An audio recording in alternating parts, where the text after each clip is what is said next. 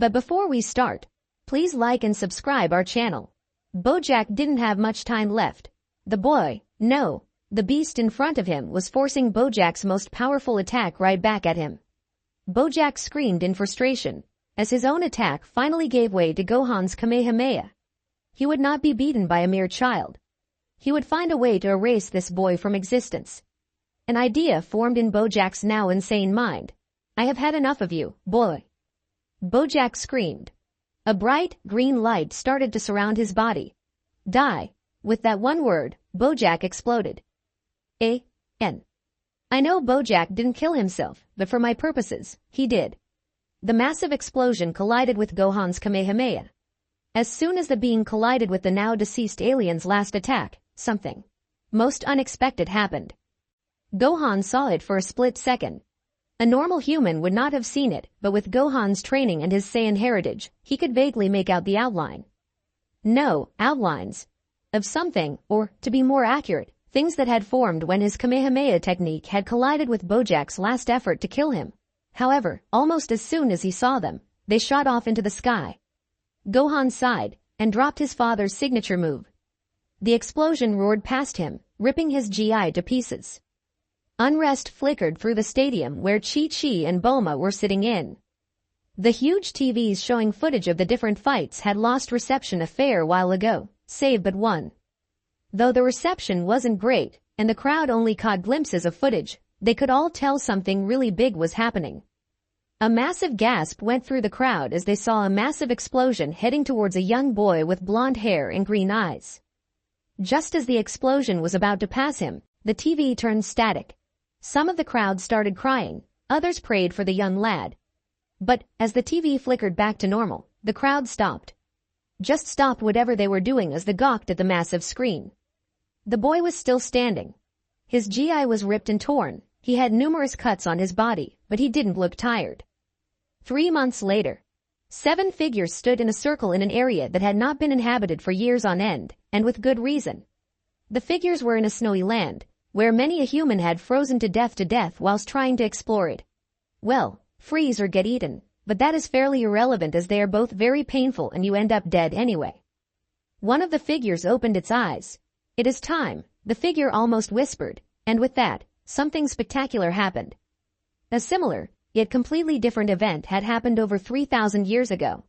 Nothing compared to the magnitude of destruction it caused was meant to happen again.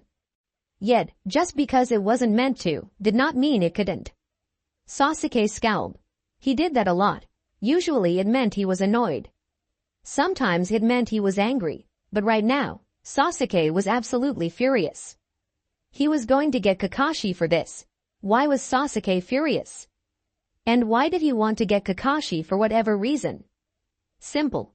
Because his blasted sensei had forced him to come to this blasted end of mission celebration at the blasted Dobie's blasted favorite eating place. Now, he had to listen to the complete idiot telling the crazy old man and his daughter about their mission to Wave Country. It didn't help that a certain pink-haired kunoichi was paying more attention to him than her food, and that whenever he looked at Kakashi all he saw was a little orange book. 2 hours later Team 7 had now exited Ichiraku's and were about to head home for a good night's sleep. Emphasis on were. That was so or good, one content Naruto Uzumaki said. I could go again and again and again and... Shut up, everyone, except Kakashi. Gasped and looked at Sasuke. He rarely lost his cool, so this shocked Naruto and Sakura greatly. Naruto, just shut the hell up. Sasuke looked at his squad. What? Sasuke practically screamed. He glared at his team, but his eyes widened as he saw something forming behind his team. He swore as he realized what it was. Shit. The Z fighters were bidding their farewells to Trunks as he prepared to travel back to his own time when they felt an enormous spike of something's ki. It quickly died away, though, but 4 strange key signatures remained. Want to check it out? Trunks asked. Definitely, Gohan replied. With that the Z fighters sped off in streaks of blue and white. The first thing Naruto felt when he came to was warmth. The first thing he heard was a low murmur. And the first thing he saw was a sleeping Sasuke. Mount Paozu. Did you hear something, Dad? Chi-Chi asked her father, the great Ox King of Fire Mountain. Her reply was a shake of head as Ox King continued to eat. almost as much as a Saiyan, almost. Back at the Kame house, the Z fighters rushed into the room, excluding Piccolo and Vegeta, who stood outside looking cool. Which was actually hard on both on them, as Saiyan's ears are more sensitive than a human's and Namek's ears are even more sensitive than a Saiyan's. And after the massive scream of terror, disgust coming from inside the Kame house, well, they were both wishing they were dead. What the hell? Naruto screamed. The rest of Team 7 awoke, kunai at the ready. Where are we? Who are you? And why was I sleeping next to Sasuke? Kakashi and Sakura's sweat dropped, and Sasuke's facial expression had changed from a look of confusion to a look of disgust. But the mood suddenly turned serious again, as the four ninja assumed a more aggressive stance. You better start answering some of the Dobi's questions, or things are going to get messy in here, Sasuke threatened. Wait, hold on a sec. A boy with black, wild hair, who we all know and love as Son Gohan, said. But Sasuke wasn't having any of it, and launched himself at the nearest fighter he could find, which happened to be Krillin. Krillin took a step back in surprise at Sasuke's sudden outburst. That step back proved to be a lethal technique, however, and as Sasuke grabbed Krillin's head, his hand slipped. Sasuke proceeded to further his humiliation by flying into a nearby wall. As the rest of Team 7 gasped at Krillin, he decided to say something. I wax. Sasuke got up slowly. No one humiliated the Uchiha, and the bald midget was not going to get away with it. Team 7 buzzed into action and jumped beside Sasuke, ready to back him up. You cannot attack my students and expect to get away with it, Kakashi said as a ball of electricity began to form in his palm. Wait, I didn't attack. Krillin began, until Gohan jumped in front of him. Wait, we don't need to fight, it's pointless, Gohan exclaimed. It'll only end up in you getting hurt. This pushed both Naruto and Sasuke over the edge, and both made a leap at Gohan. However, this maneuver didn't prove to be their smartest, as the purple-haired Trunks flew at the two male genin. Naruto took the initiative and lashed out at Trunks with a roundhouse kick. Unfortunately for Naruto, Trunks blocked the kick with his right arm and gave Naruto a mild uppercut with his left. Sasuke used the flying Naruto as a platform to get extra height with his jump, and then came down with an axe kick intended to kill. As Trunks prepared to smash the Uchiha with his right fist, Gohan came flying in with a right roundhouse kick, sending the raven-haired boy into a wall. As the Uchiha staggered haphazardly to his feet, a loud yell shook the house. Stop! Everyone looked at the source of the noise.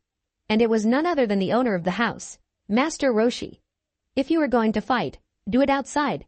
You're damaging my house and my possessions. Sasuke snarled at the old man. Who was he to interfere with his fight? For at least the third time that day, Sasuke launched into something he couldn't handle. As Sasuke prepared to smash the old fool's face in, Sakura smirked. Now everyone would see what her beloved Sasuke could do. But her smirk soon turned to a look of shock as the old man casually kicked Sasuke through the wall. Sasuke! She screamed, and jumped through the hole in the wall to help him. As she tried to help Sasuke up, something appeared in front of her. She screamed when she saw what it was. It was a giant green man. Kakashi and Naruto jumped through the hole as fast as they could, soon followed by the Z fighters. The scene they saw put them on edge. A giant green man was standing over the other half of Team 7. Kakashi growled and launched himself at Piccolo with the Reikiri. If I didn't spell that right, tell me. Forming in his hand. As Piccolo got himself into a basic stance, Kakashi unleashed perhaps his most powerful Jutsu. Reikiri! Kakashi yelled. Piccolo sidestepped Kakashi and grabbed his outstretched arm.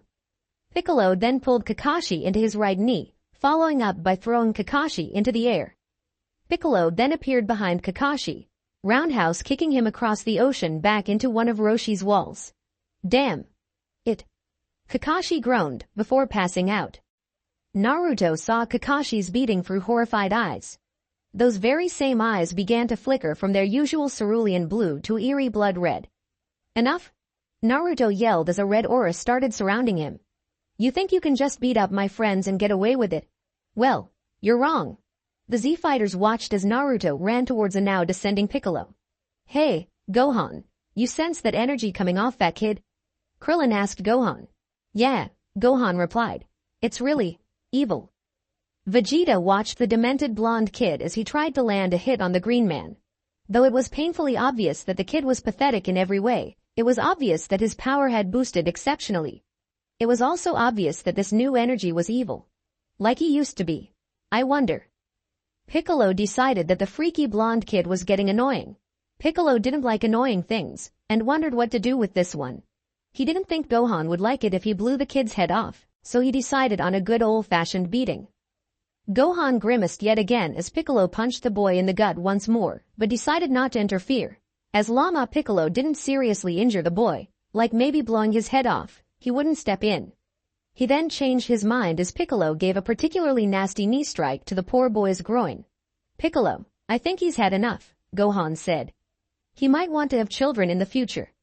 Piccolo grunted in response. Well, grunted and threw the boy onto the ground. 1 hour later, Naruto blinked once, twice, before managing to keep his eyes open. What he saw shocked him. His sensei was talking to the old man who kicked Sasuke through the wall like it was nothing. In fact, Kakashi was actually showing the old man his little orange book, and both had perverted grins on their faces. Well, an eye grin from Kakashi. What's going on around here? Naruto managed to say. Kakashi-sensei, why are you talking to the enemy? Kakashi sighed. Naruto, we should be thanking these people. They saved us from freezing to death. A newly awoken Sakura and Sasuke gasped. Master Roshi chuckled. Well, I only took you into my house. The people who saved you will be here tomorrow. But for now, I think we should all get some rest. The genin of Team 7 suddenly realized how dark it was. Sakura sighed. Well, good night. Master Roshi will be okay with me, the aging pervert said, as I might decide to assist in your training later on. When Sakura woke, the sun was already shining through the window. She looked to see the other two genin of her team just finishing getting change. Good morning, Sakura. How are you feeling? Naruto practically shouted. I'm fine, Naruto, Sakura sighed. What about you, Sasuke? Sasuke grunted. Oh well, Sakura thought. I'll meet you guys downstairs, but right now I gotta get changed. Soon after Sakura came down, the three genin ate breakfast. Almost as soon as they finished, there was a light knock on the door. Kakashi opened it to reveal a smiling Gohan. Hello Gohan, you're here early. Gohan nodded. Yeah, I guess I felt bad about yesterday. Kakashi's eyes smiled. Well, please come on in. Gohan smiled and walked in. But his smile quickly turned into a nervous one as he saw the three genin. Oh, I'm going to go see if Roshi's up. Kakashi's sweat dropped as ran out of the room. Sasuke scowled as Kakashi ran out the room. So, he must have already been introduced to this boy named Gohan. Not that he cared, of course. He glared at Gohan. Who are you? Sasuke rudely asked. The boy was a bit taken aback at the rudeness of this kid. I'm Gohan. What about you? Gohan hoped this was a good conversation starter, as this was the first time he had ever been with kids his age. HN. Sasuke Uchiha. Naruto could see the kids. What was his name? Gohan's uneasiness. He decided to try and ease the tension in the room. I'm Naruto Uzumaki. I'm the greatest ninja there is, and one day I'm gonna be Hokage. Believe it, Naruto said, his voice full of pride. Real smooth, Naruto, Sakura thought. Real smooth. Air. Right. What about you? Gohan asked Sakura with an element of desperation in his voice. I'm Sakura Haruno, and it's a pleasure to meet you, Gohan. Sakura said. Likewise, was her reply. So, Gohan started. How about I show you guys around? Before any of the genin could say anything, Kakashi interrupted. I think that would be a great idea, Gohan. Kakashi said. Right, Gohan said. Let's get to it. Sasuke mentally growled. His Uchiha pride was in ruins. Because the island that the Kame house is on is only so big, Gohan decided to take the three genin to the mainland. But, because he was the only one who could fly, he had to carry all of them. Sasuke decided he had to do something to prove he was still superior. So as soon as Gohan landed and said they could walk the rest of the way, Sasuke challenged him to a fight. What did you say? Gohan asked. He couldn't believe his ears. He hadn't even known the Genin 2 days, and the one called Sasuke already wanted to fight? I'll take that as a yes, Sasuke said as he ran full tilt towards Gohan, who slipped into a horse-riding stance. Sasuke! Sakura shouted, while Naruto started ranting about how much of a teme Sasuke is. As Sasuke drew closer, Gohan started to call upon his ki. And, as Sasuke leapt into the air, he let his ki explode beneath him, launching him into the air at a very high speed. Ard! Sasuke coughed up some saliva as Gohan head-butted him in the stomach. As Sasuke fell to the ground, he performed several quick hand signs. However, Gohan saw the signs and acted quickly. He vanished and almost in the same instant appeared in front of Sasuke, raising his hands above his head. Sasuke realized too late what Gohan was going to do, and braced himself as best he could as Gohan brought his fists down. And that's a wrap. How was it? What do I need to work on? Well, I will update as soon as I can, but my favorite rugby team is on soon, the Crusaders. For now, peace out. And didn't bring them down until Sasuke had landed. Sakura ran over to Sasuke to see if he was okay, but he pushed her away as he somehow managed to stand up. Naruto was looking at Gohan with awe. How the hell did he beat Sasuke so easily? The finest hope of the Uchiha clan. Not that Naruto minded, as he almost enjoyed seeing Sasuke taken down a notch. The only reason he didn't revel in Sasuke being beaten so thoroughly was because Naruto just wasn't that kind of guy. He walked slowly to Gohan, who had just landed. Gohan was ashamed. Although the fight had not lasted long, he had enjoyed inflicting pain on Sasuke. The only time Gohan had enjoyed hurting someone was when he turned Super Saiyan 2. How did you do that? Naruto questioned Gohan. Prodigy, Uchiha. How? Training. Gohan replied uneasily. These three were the first kids his own age he had really ever spoken to, and he wanted to make friends with them. He didn't want to be enemies. This isn't really relevant, but my team lost. Oh, the pain. The Crusaders have always been late bloomers, but to lose by 2 points. Naruto stared at Gohan. He stared a long time. He chuckled. He chuckled again. Before long, he was rolling on the floor laughing. Ha ha ha ha ha. Sasuke, you got your ass handed to you. Ha ha ha ha ha. Sasuke growled and made to lash out at a laughing Naruto, but was stopped by the cursed bald midget suddenly appearing in front of him. I wouldn't do that if I were you. Unless, of course, you want to get beaten into the ground again. Krillin said. Damn. How are they so fast? Sasuke thought. He started to walk away angrily. Wow, what's with Mr. Attitude? Krillin whispered. Who cares? Naruto said. He's always like this. Sakura didn't like people saying stuff behind her beloved Sasuke's back, but even she had to agree with Naruto and Krillin. He was always pushing everyone away from him. It was amazing how antisocial he could be. She had always wondered why Sasuke was like this, and now, she decided she was going to find out. I think we should head back now, Gohan said. I bet you Trunks is already there. Got ya, Krillin replied. A short while later, at the Kame house. After managing to convince Sasuke to come with them, the genin of Team 7, Gohan and Krillin landed at the Kame house. Trunks was there, as well as Tien, Kiasao and Yamcha. After a short introduction, everyone present settled down to hear Kakashi explain where they came from and how they arrived in the Z Fighters world. After he had finished, there was a short silence. So this portal just appeared out of nowhere. How strange, Tien said thoughtfully. It is. Krillin, Yamcha and Kiasao agreed in unison. Maybe the Dragon Balls can help us, Master Roshi said. Naruto snickered and mumbled, Dragon Balls, while Kakashi simply asked one question.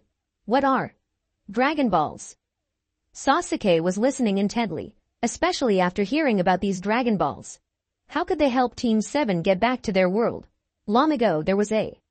Roshi began recounting the tale, until he was rudely interrupted by Yamcha.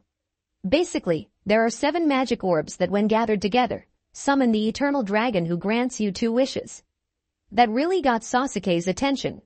He imagined the power he could have, enough to kill him. Gohan didn't like the look on Sasuke's face, not one bit. It was really creepy. He had a kinda crazy look in his eyes.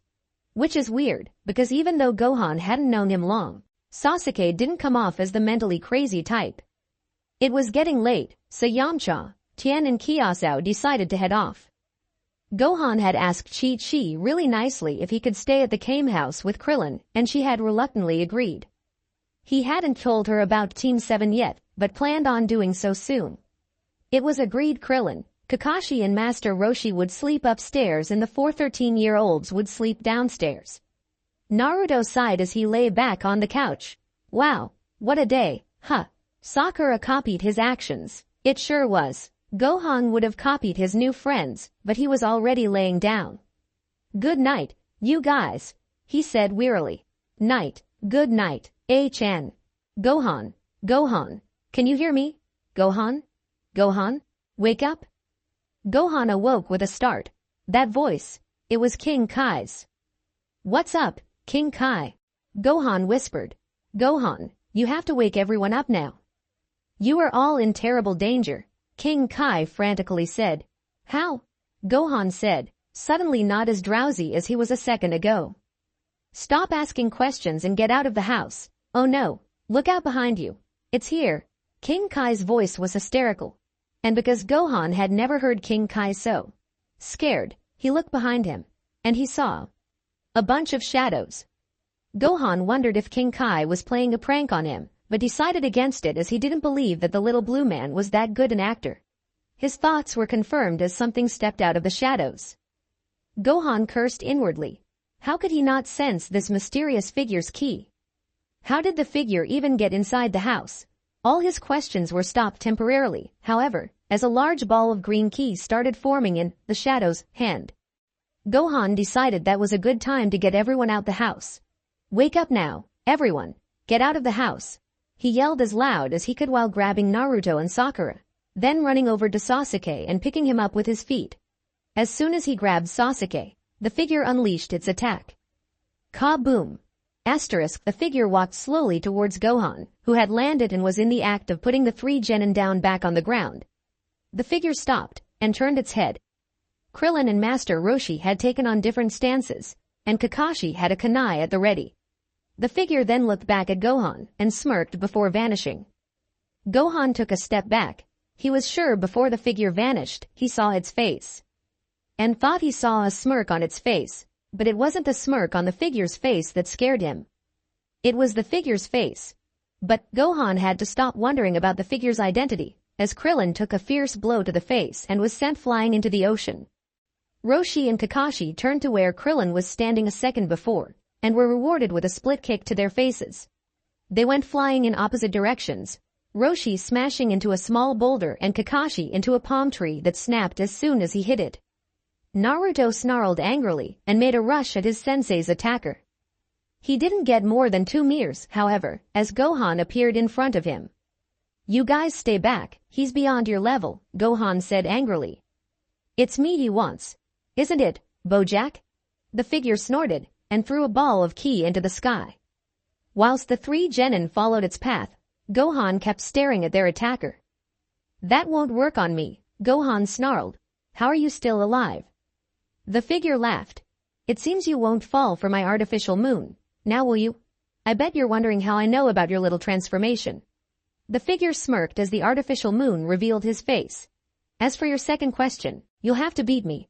As the moon revealed all of the figure's face, Gohan confirmed it was indeed Bojack, albeit a scarred and paler green one. Whatever, Gohan said. I've done it before, I'll do it again. And with that, they both vanished. The genin took a step back in surprise as Gohan and Bojack disappeared right in front of them, only to reappear above the half of the Kame house still intact. Sakura gasped as Gohan hit Bojack in the stomach with his left fist and slammed down on Bojack's head with his right, sending him crashing to the ground. As Bojack got out of the crater he had made when he landed, Gohan finished his descent and landed in front of the genin. Bojack smirked. All in one instant, his muscles grew so that they burst through his top, leaving it in ruins. His skin became greener, but not as green as it was when he first fought Gohan. Also, Bojack had many more scars than the last time he fought with the young Super Saiyan. A green aura started surrounding his body, and suddenly exploded with action, turning the wavy green aura into a flaming one. Remember this? He asked Gohan. Remember the pain? Well, it's time to relive that experience? Gohan's blue aura flashed into life as soon as Bojack vanished. Unlike their little skirmish a few minutes ago, Gohan couldn't track Bojack's movements. So he was taken completely by surprise as Bojack appeared right in front of him, arms raised above his head. Gohan raised his own to try and block the hit that was sure to come, but Bojack took advantage of his exposed stomach and kneed him twice before bringing his hands down on Gohan's head, slamming it into Bojack's still outstretched knee. Gohan's forehead started bleeding, the blood running over one of his eyes, blinding him. Bojack lifted Gohan by the throat and started squeezing. How is he so strong? I need an opening to go Super Saiyan, but he's not giving me a chance. Gohan thought. Bojack smirked. Not so tough now, are you? Ha ha ha. Bojack inflicted more pressure on Gohan's neck. Gohan was gasping for air. The three Genin watched on helplessly, knowing there was nothing they could do. But Naruto knew that if something didn't happen soon, Gohan would die. Gohan was the first person his age to not to treat him like a piece of trash. Naruto had to work very hard to get others' respect, and though he hadn't known Gohan long at all, he knew that Gohan had done nothing to die like this. So he decided to do something that he could only hope saved his new friend. Shadow Clone Jutsu. Naruto yelled as he ran and formed a hand seal. 4 more Narutos suddenly appeared around the original. 2 of the clones leapt up into the air, while the other 2 and the original Naruto surrounded Bojack from 3 sides.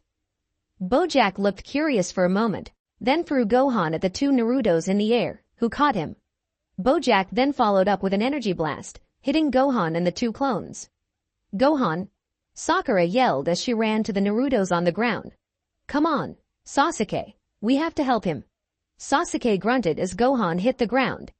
He had a perfect opportunity to finish Gohan off, and was going to, when Gohan staggered to his feet. Damn it! Sasuke thought angrily. Meanwhile, Bojack was all but destroying Naruto and Sakura, and was enjoying every minute of it. He laughed maniacally as he grabbed Naruto and Sakura by the back of their heads and smashed them face first into the ground. He flew up to where the artificial moon was, and pointed his hand towards the ground. A fairly big key ball formed in his hand. Bojack smirked. Now die, he yelled, releasing his technique. But Gohan, who had recovered from the energy blast, wasn't about to let the 2 Genin die. As the green key ball flew towards him, Naruto decided he should have eaten more ramen. He couldn't move away from the incoming attack, his injuries were too severe. He braced himself for the pain that was certainly going to come and closed his eyes. He waited a second, chew. He opened one eye a tiny crack, and opened both as he saw who was holding the attack back. It was Gohan. Naruto was amazed that Gohan could get up from those injuries. Naruto gave a weak laugh, then passed out next to Sakura. But not before he saw Gohan's hair turn from black to gold. He would ask Gohan about that later, when he woke up. Gohan was struggling with the energy ball for a couple of seconds. Those were the seconds before he decided to go Super Saiyan. Thanks to all the near-death experiences he had received many Zenkai power-ups, making his Super Saiyan form stronger than it first was. When he first went Super Saiyan, he might have struggled with the ki ball for a bit, but now holding it was a walk in the park. Ki-eye! Gohan yelled, forcing the ball back to Bojack, but taking great care not to look at him as he might accidentally look at the artificial moon. Bojack frowned in annoyance. He was hoping that blast would have killed the brat, but now it was speeding back at him. He ducked as his blast flew over him, and then flew down to the island. He decided to end this before the kid could power up again. Bojack thought of a way to take Gohan down.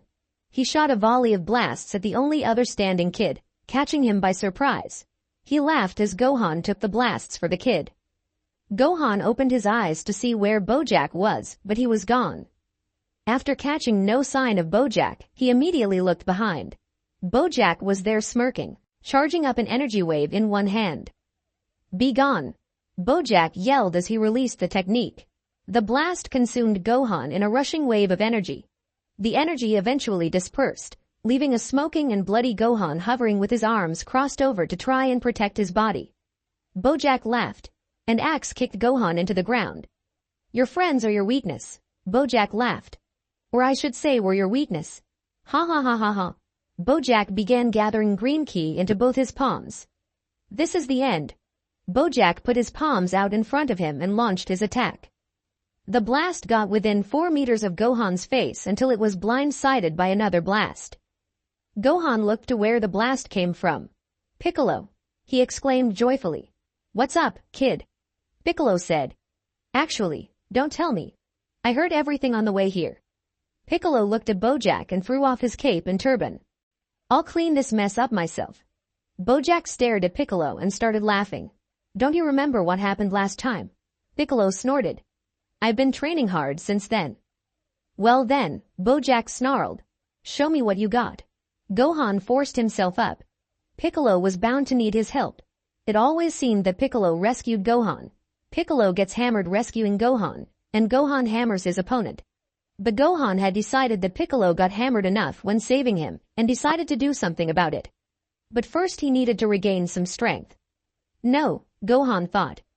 That will take too long. I got to help him now. Bojack growled. So far the Namek was keeping up with his attacks. Which he shouldn't be. He said he had done some training. Just what the hell kind of training allows him to keep up with me when I kicked his ass last time we fought? Bojack thought, narrowly dodging a finger thrust. Bojack grimaced with pain as Piccolo hit him with a right hook, sending him flying. As soon as Bojack recovered, Piccolo kneed him in the gut and grabbed his arm. I'll beat you to death, Piccolo said. He then punched Bojack in the face with his free arm, following up by throwing him in the air. Rah! A stream of energy emitted from Piccolo's mouth, homing in on Bojack. Bojack failed to get a defense up in time and the blast hit him dead on. Piccolo frowned in frustration. That attack was meant to kill, yet Bojack was still hovering. His pants were torn and he had numerous cuts and bruises on his body, yet the attack obviously didn't hurt him that much. Gohan, he called. You have to let your anger go, or we will all end up dead. He looked back to see Bojack right in front of him. He coughed up blood as Bojack began unloading a series of punches into his gut. As Piccolo began to recover, Bojack pulled Piccolo's head into his knee. Still holding Piccolo's face, Bojack put his hand to Piccolo's gut. Goodbye, Namek filth. He yelled, unleashing a blast that went through Piccolo's gut. After the blast wore, he threw the last Namekian warrior into the sea. Gohan was shaking with rage. Piccolo, his mentor, his friend, hell, his second father, was lying in the ocean quite possibly dead. And he didn't do a damn thing about it. Had he not learned his lesson at the Cell Games? Gohan screamed. Piccolo. How dare this bastard do this to Piccolo? Gohan would make him pay. Bojack, sensing Gohan's steadily increasing power, decided this would be a great time to reveal a secret to Gohan. You know, even if you kill me, my masters who resurrected me will send more after you. What I am saying is, you are gonna die. Gohan yelled. His hair now stood on end, with only one bang hanging down over his face. He was going to end Bojack's life once and for all. The transformation into Super Saiyan 2 revived the battered fighter, his heightened senses returning. He could sense Trunks' ki clashing with another, but didn't worry too much about that as he could sense Trunks was winning without even ascending to Super Saiyan. He looked at Bojack, who had a maniacal grin on his face. Time for you to die, Gohan said quietly. He vanished and reappeared in front of Bojack, punching through his chest and grabbing his heart. Bojack's grin turned to a look of pain as Gohan squeezed his heart. Gohan smirked as he readied a ki blast around Bojack's heart. Boom! Was all he said as he let the blast off, making Bojack explode from the inside. Sasuke looked on with horror as Bojack exploded. He thought that Gohan's first transformation was amazing, but though this second one was obviously much stronger, Sasuke felt something almost evil radiating from it. He looked on as Gohan dove into the ocean and resurfacing carrying Piccolo. He didn't notice a drenched Krillin giving the injured fighters some sort of bean, healing them instantly. He did notice it when Krillin gave one to Piccolo, who almost in the space of 1 second was completely healed. Right, Kakashi said. I think we should try to get some rest, and after that, you guys can explain what the hell just happened here. How long until dawn? Sasuke thought. We were fighting all night. Sasuke refused to think about Gohan practically beating Bojack single-handed, albeit minor help from Piccolo. Gohan, who was only Sasuke's age, had displayed enormous amounts of power that he was sure wasn't chakra. And he was sure that the being Gohan fought could have destroyed cities, maybe even the planet. No, Sasuke thought angrily. No one is that strong. Oh. Poor Sasuke. Should have met Broly, who Gohan was actually stronger than. He would find out how Gohan got his power, one way or another. Trunks smiled as his opponent missed him again. Honestly, this guy was pathetic. He had spent a good 10 minutes ranting on about how he was a clone of Garlic Jr. and how he was going to annihilate Trunks. Trunks absent-mindedly caught a punch and, deciding enough is enough, brought the arm down on his knee, breaking it. The clone howled in pain. Learn your lesson and don't come back, Trunks said. He walked away, but turned around quickly as he felt a familiar key approaching. Father, no, he shouted in desperation. But it was too late, as the clone of Garlic Jr. was caught in a storm of energy. What the hell, father? Why the hell did you do that? Trunks shouted at his father. Vegeta stared at him. I was getting rusty, he simply said before flying off. Trunks shook his head and decided to fly to the Kame house. Sasuke tapped his foot impatiently. After everyone had flown into the Kame house, Roshi began recounting the Z-Fighter's tale. He started at the very beginning, at back when Goku was a kid, after explaining to Team 7 who he was. When Naruto asked where this Goku was, who he now knew as Gohan's father, Roshi hesitated. While looking over at a suddenly downcast Gohan, Roshi said he would get to that. Sasuke noticed how all the Z-Fighters, not just Gohan, looked sad. He smirked inwardly. Maybe this wouldn't be so bad, after all. Bastard.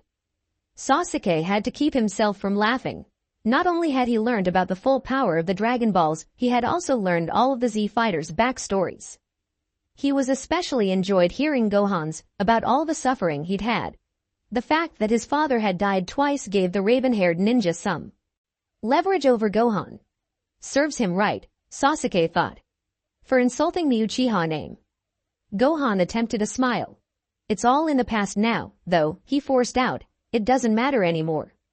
Naruto felt awkward. When Gohan risked his life to save his and Sakura's last night, he had truly begun thinking of Gohan as a friend that one could only hope for. And now, his newfound friend looked like he was on the verge of crying. He wondered why no one was comforting the boy, until he looked up and saw all the Z-Fighters had similar expressions. Sakura didn't know what to do.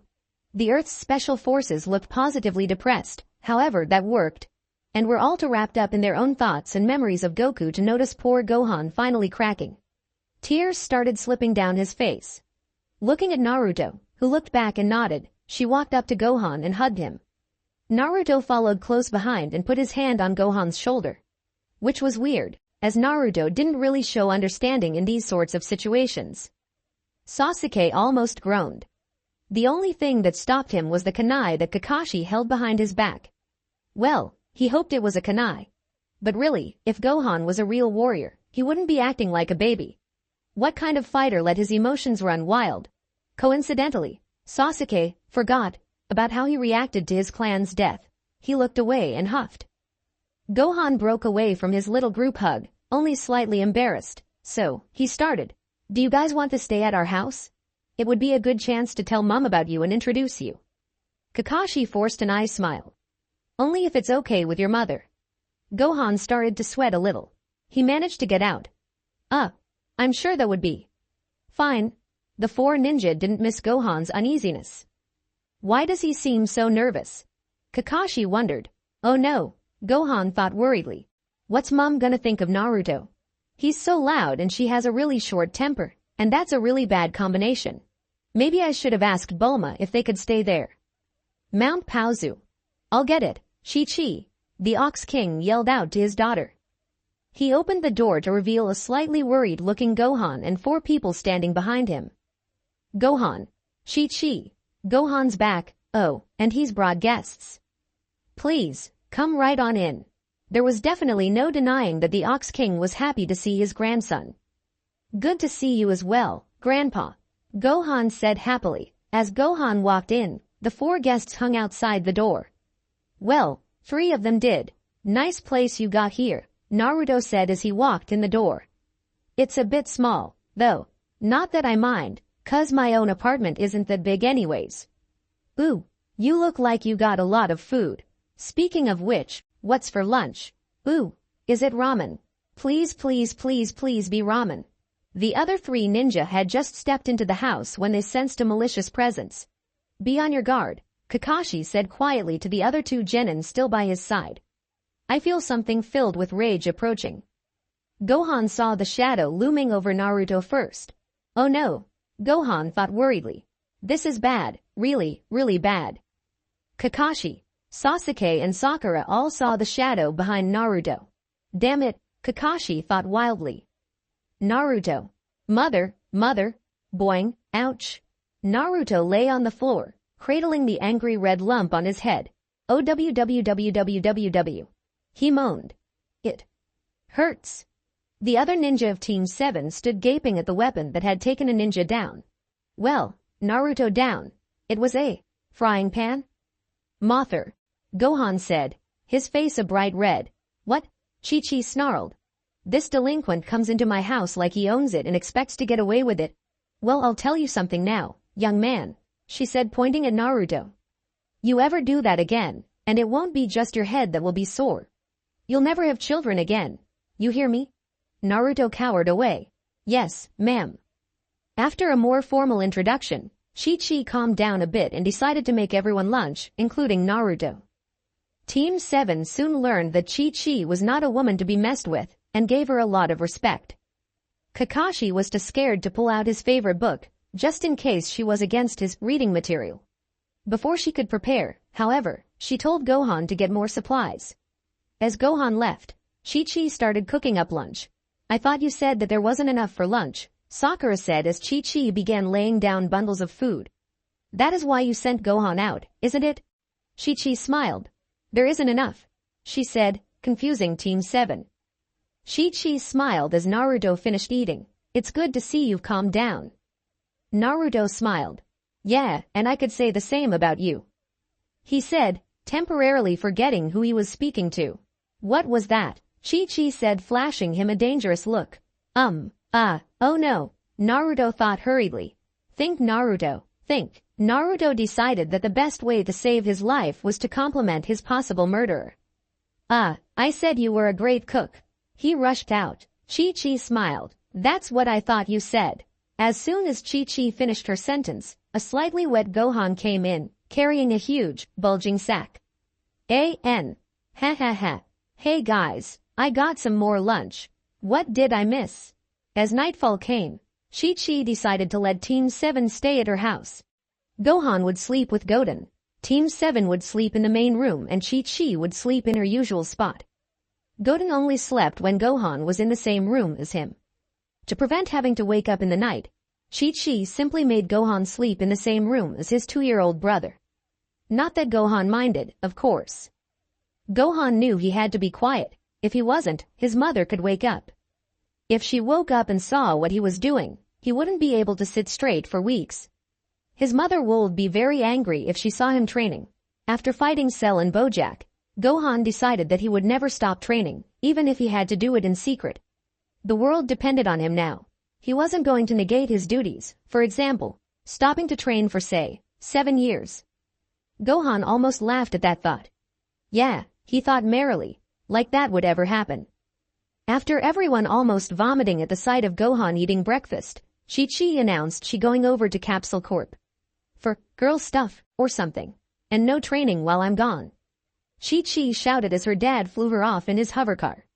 Right, Kakashi said, watching the hovercar fly off into the distance. How about we get to some training?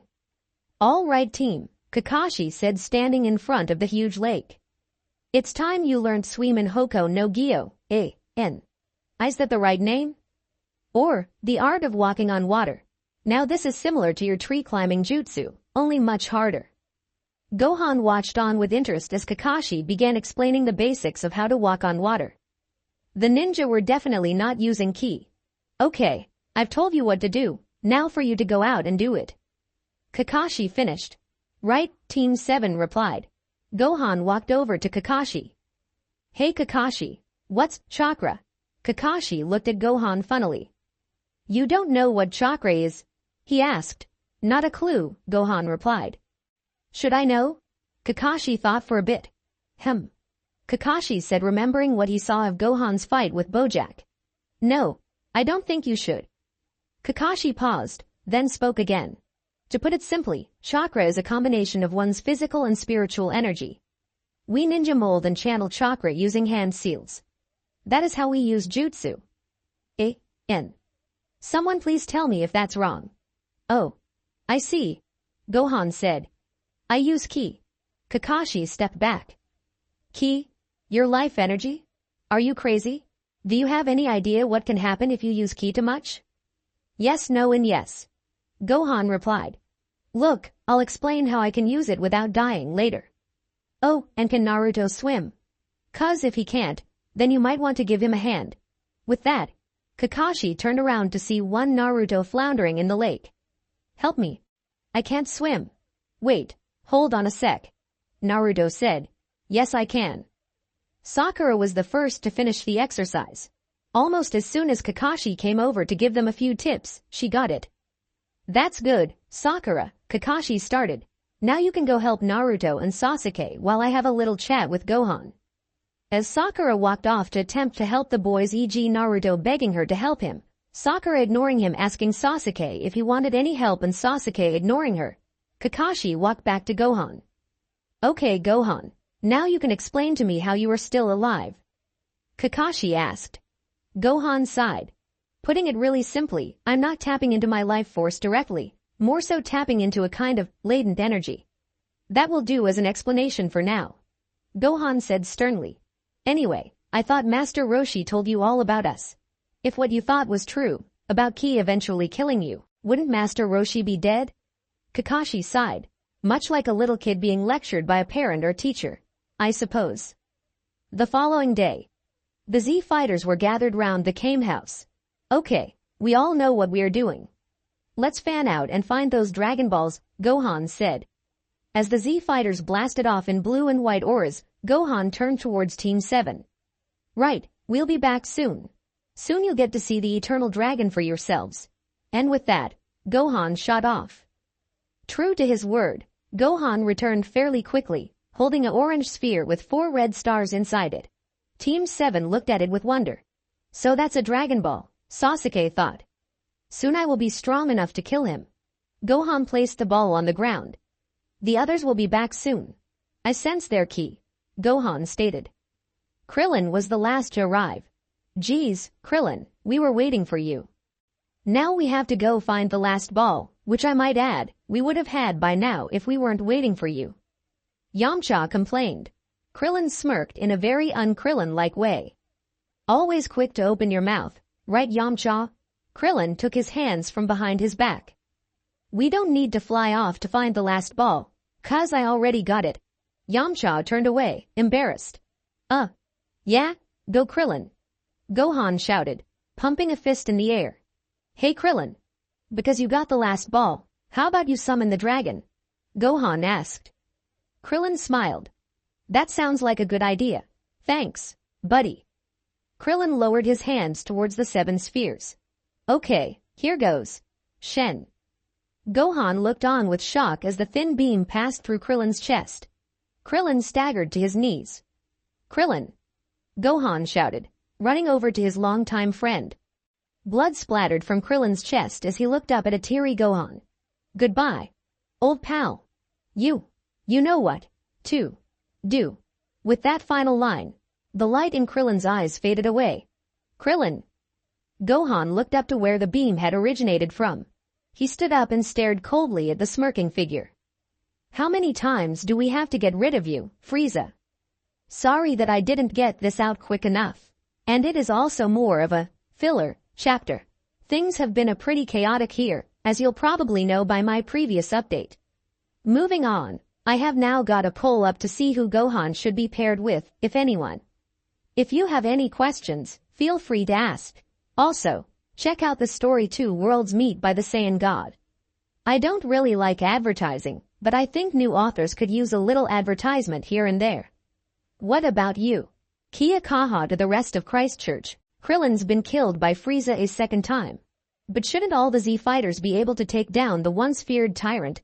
Maybe it has something to do with the 7 mysterious figures mentioned earlier on? Maybe I should get on with the story instead of asking these ridiculous questions? Don't expect any mercy from me. Gohan snarled, hair flashing between black and gold and eyes flashing between black and green. As Trunks flashed into Super Saiyan, Gohan looked at him. Stay out of this, he growled.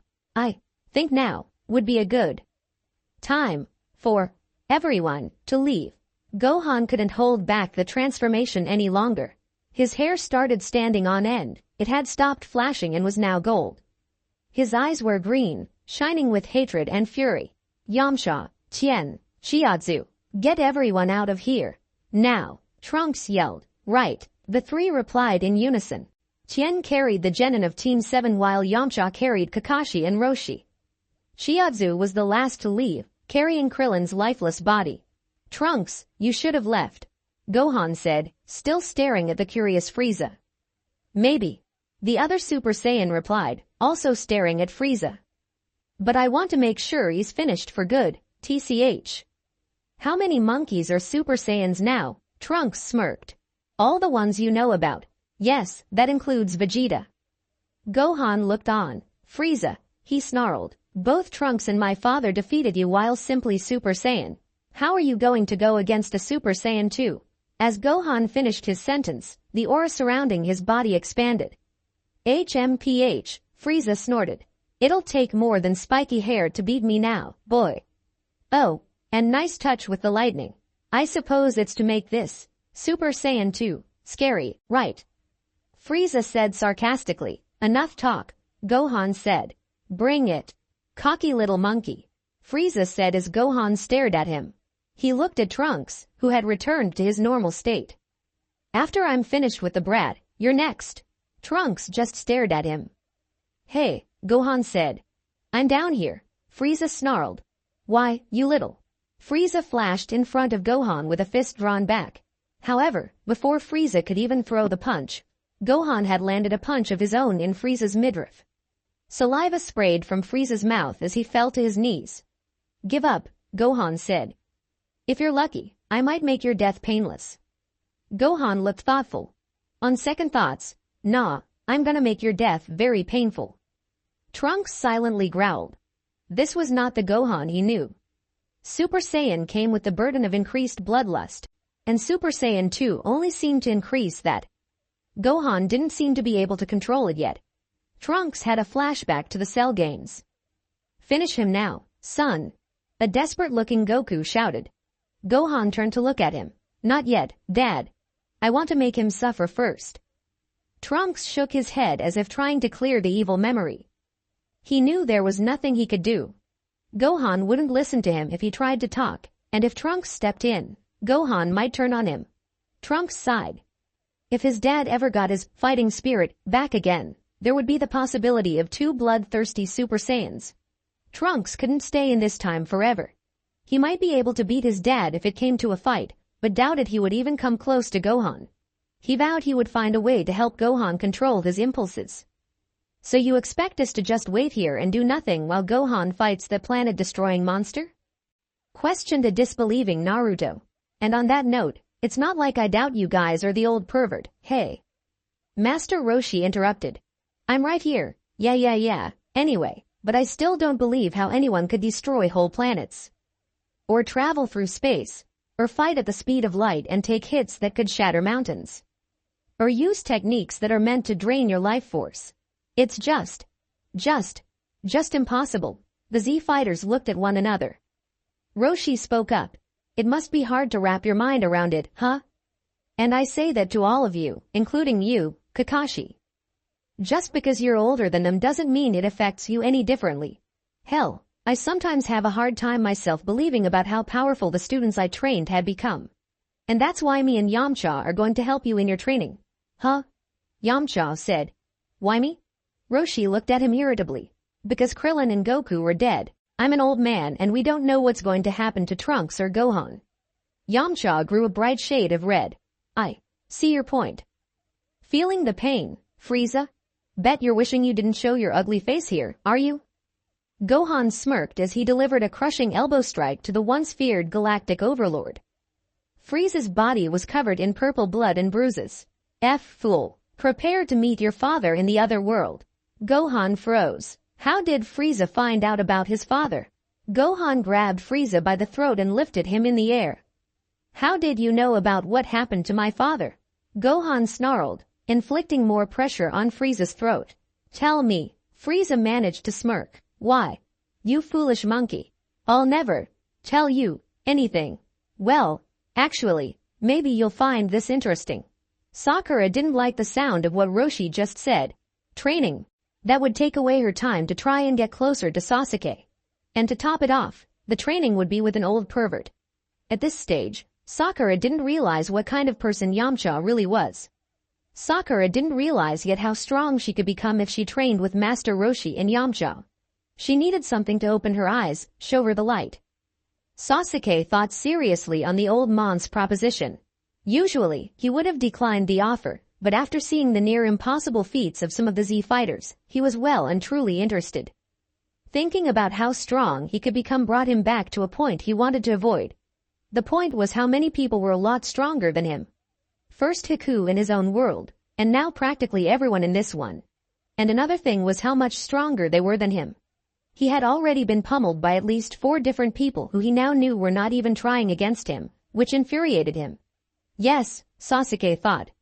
I will take up that offer, for now. I can't wait to train with the old man. Naruto thought. He took out Sasuke with one blow. If I became that strong, people would be sure to recognize me and I would definitely become Hokage. Naruto didn't know it yet, but there was another reason he wanted to become stronger. He wanted to protect those he cherished. Kakashi was thinking on a similar line of Naruto. I need this training, he thought. I will not allow an incident like that one to happen ever again. Before Kakashi could answer, a large boom was heard and a huge explosion was seen in the direction of the Kame house. Whoa, Tien said. We better go check that out. The Z fighters arrived at the scene to see a crestfallen-looking Trunks holding an unconscious Gohan. What happened? Sakura asked. Trunks looked up. As you know, Gohan transformed into a Super Saiyan 2 before you left. After throwing him round like a rag doll, Frieza revealed he knew about Goku's death. Refusing to tell Gohan how he knew, he instead opted to tell him that he and the others had recently killed Dend. Roshi grimaced. That would explain the explosion, then. Trunks nodded. Yeah. Naruto looked confused. Wait a minute, he said. If Den's the guardian of Earth, how was he defeated? Trunks looked towards Naruto. Den wasn't a fighter. We're the defense against anything that threatens Earth. Dend created the Dragon Balls and without him, they're useless. Sorry guys.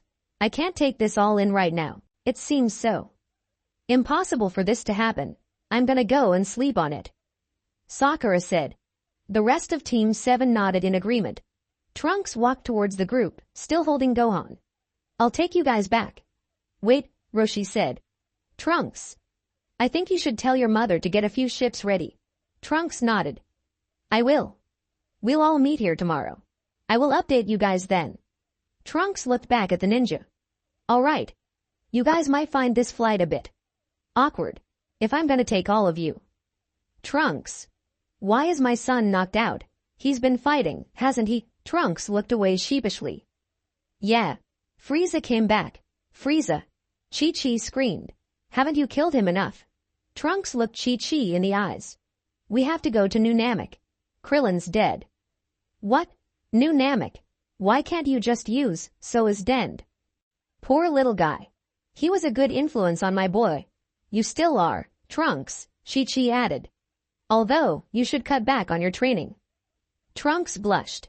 Fine. But on one condition. Gohan is not to fight unless absolutely necessary. Got that. Trunks nodded. Right. Trunks looked back as he walked through the door. I'll come by tomorrow. See y'all later. Trunks ran a few steps then leapt into the air. A blue aura flashing to life around him before taking off. Chi-Chi turned around. As for you 4, you must have had a rough day. A lot to take in and everything. I'll make you dinner and I think you should get some rest. Kakashi's eyes smiled. Sure, he said. That sounds great. Sasuke snarled. You, he shouted, looking at a figure with black hair and black eyes. I'll get you for what you did. Sasuke ran towards the figure who he once considered a brother. He gasped in pain as the figure suddenly appeared in front of him and landed a solid punch to his gut. Sasuke, you don't have enough hatred. You will never beat me the way you are. Sasuke hissed with a combination of anger and pain. The figure suddenly morphed into a smaller one. Sasuke looked on in surprise as the Itachi took on the shape of Gohan. Sasuke, hatred doesn't make you stronger. You need someone or something to protect, to cherish. Please, Sasuke, remember this. Sasuke awoke with a start.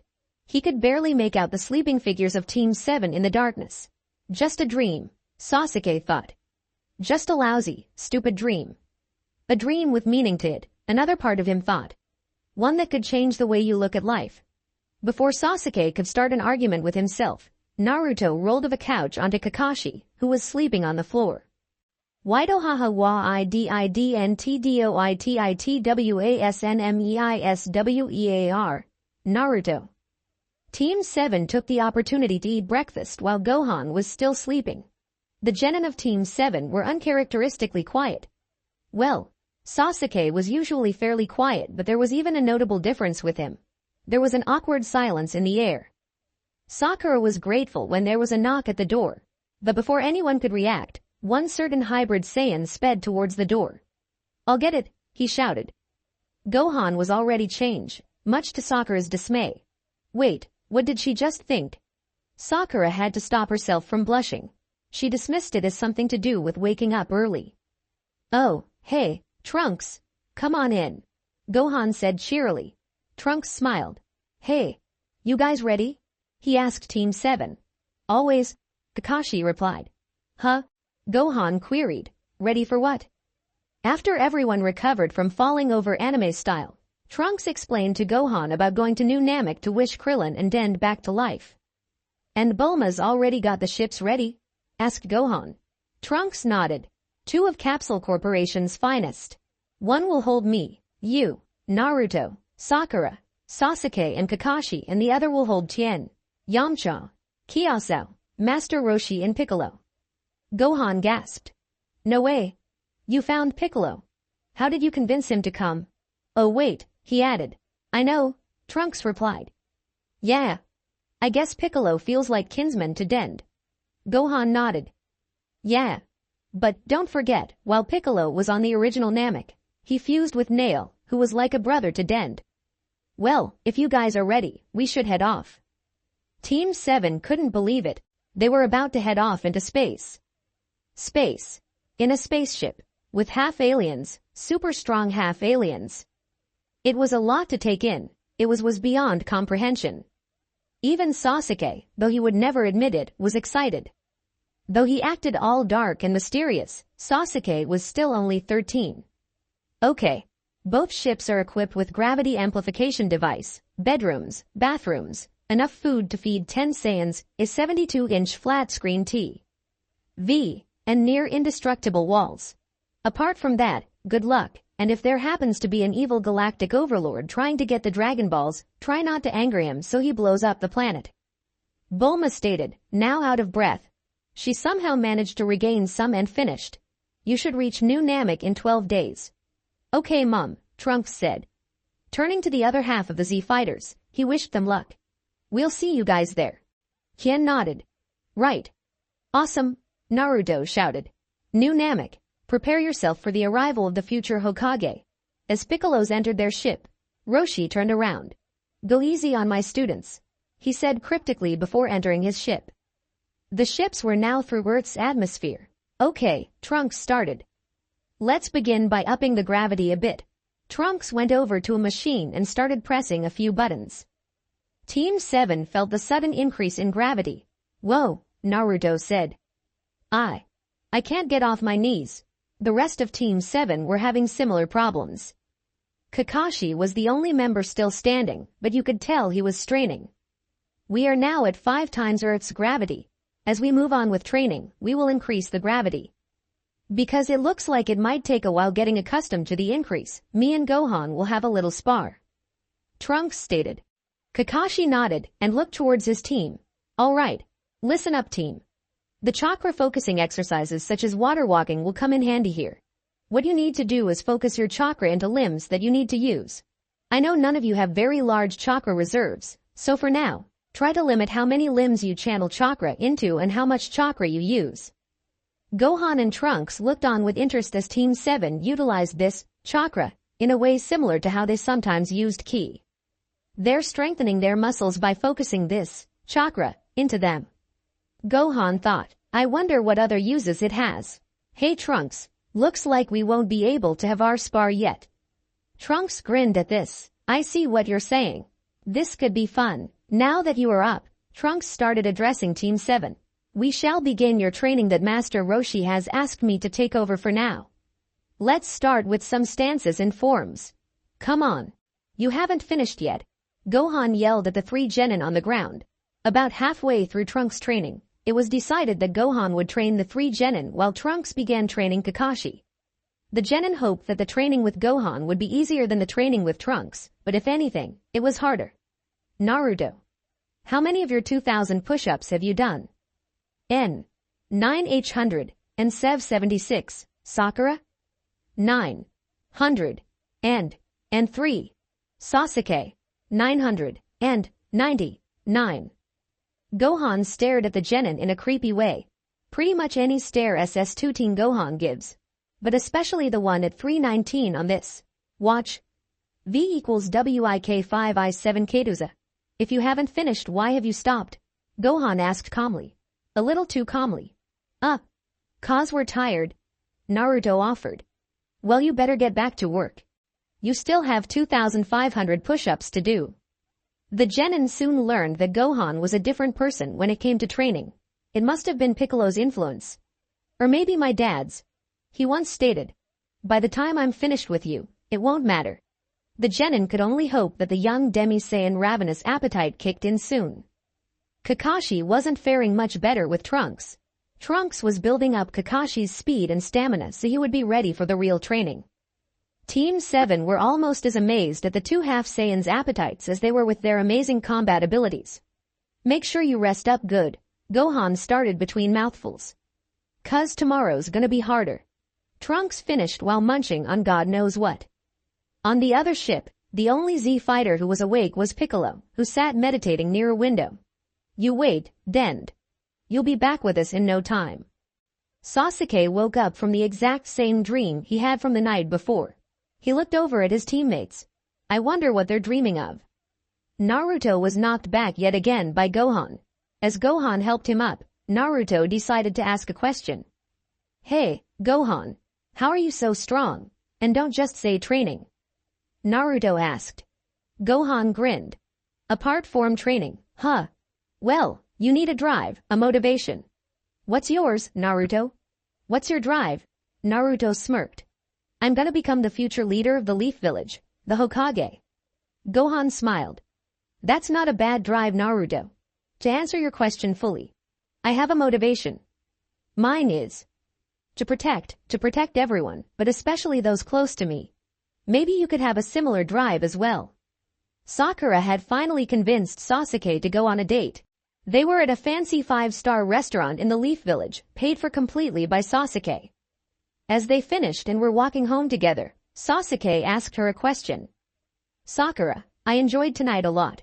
What about you? Sakura sighed. I did. Sasuke looked at her. Did you really, Sakura? Sakura was suddenly more interested. Well, something did feel like it was missing. Sasuke nodded. Sakura, don't spend your whole life chasing something or someone you probably won't get. Look at your options and consider them carefully. With that, Sasuke's body morphed into Gohan's. Very carefully.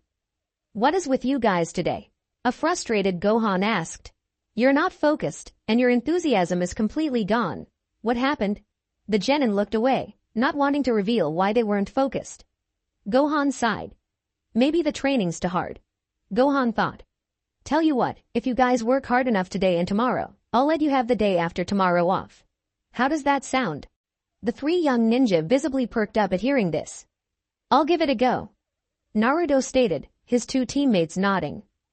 That goes for you to Kakashi, Trunks said. The older ninja nodded, obviously hearing what Gohan had said to his team. Trunks already had a training schedule set up in his mind. Kakashi would be doing some basic exercises for 3 days, e.g. push-ups, sit-ups, running laps and so on. For 3 more days he would teach Kakashi defensive stances and maneuvers, and for yet another 3 he would be learning more offensive techniques. The final 3 would be for resting, possibly sparring, and maybe even trying to teach how to use ki, if it was possible. Gohan had a similar schedule in mind. But Gohan had a slightly different plan in mind for the final 3 days. Team 7 had trained hard for 2 days, and, as promised, Gohan and Trunks had let them have the day off. The gravity had been increased to 8 times Earth's normal. They watched in interest as Gohan and Trunks squared off. Without warning, the 2 Demi-Saiyans vanished. As Team 7 attempted to find where the fighters vanished to, said fighters reappeared behind them. Trunks lashed out with his left fist, which Gohan caught with his right hand. Gohan tried to roundhouse kick Trunks with his left leg, but Trunks caught it with his free hand. The 2 struggled for a few seconds, then bounced to opposite ends of the ship. A bright light blinded the occupants of the ship, and when it faded, a Super Saiyan Trunks was revealed. Before Gohan could transform himself, Trunks was on him with a barrage of punches, elbow strikes and knee strikes. Trunks finished his assault with an axe kick, slamming Gohan into the floor of the ship. As Gohan struggled to get up, Trunks began gathering ki into his hands. Team 7 watched in visible amazement at the power that was being displayed. Not one member had ever seen such a display of power or speed. Kakashi was amazed at how much faster both fighters were than his old sensei, Konoha's Yellow Flash.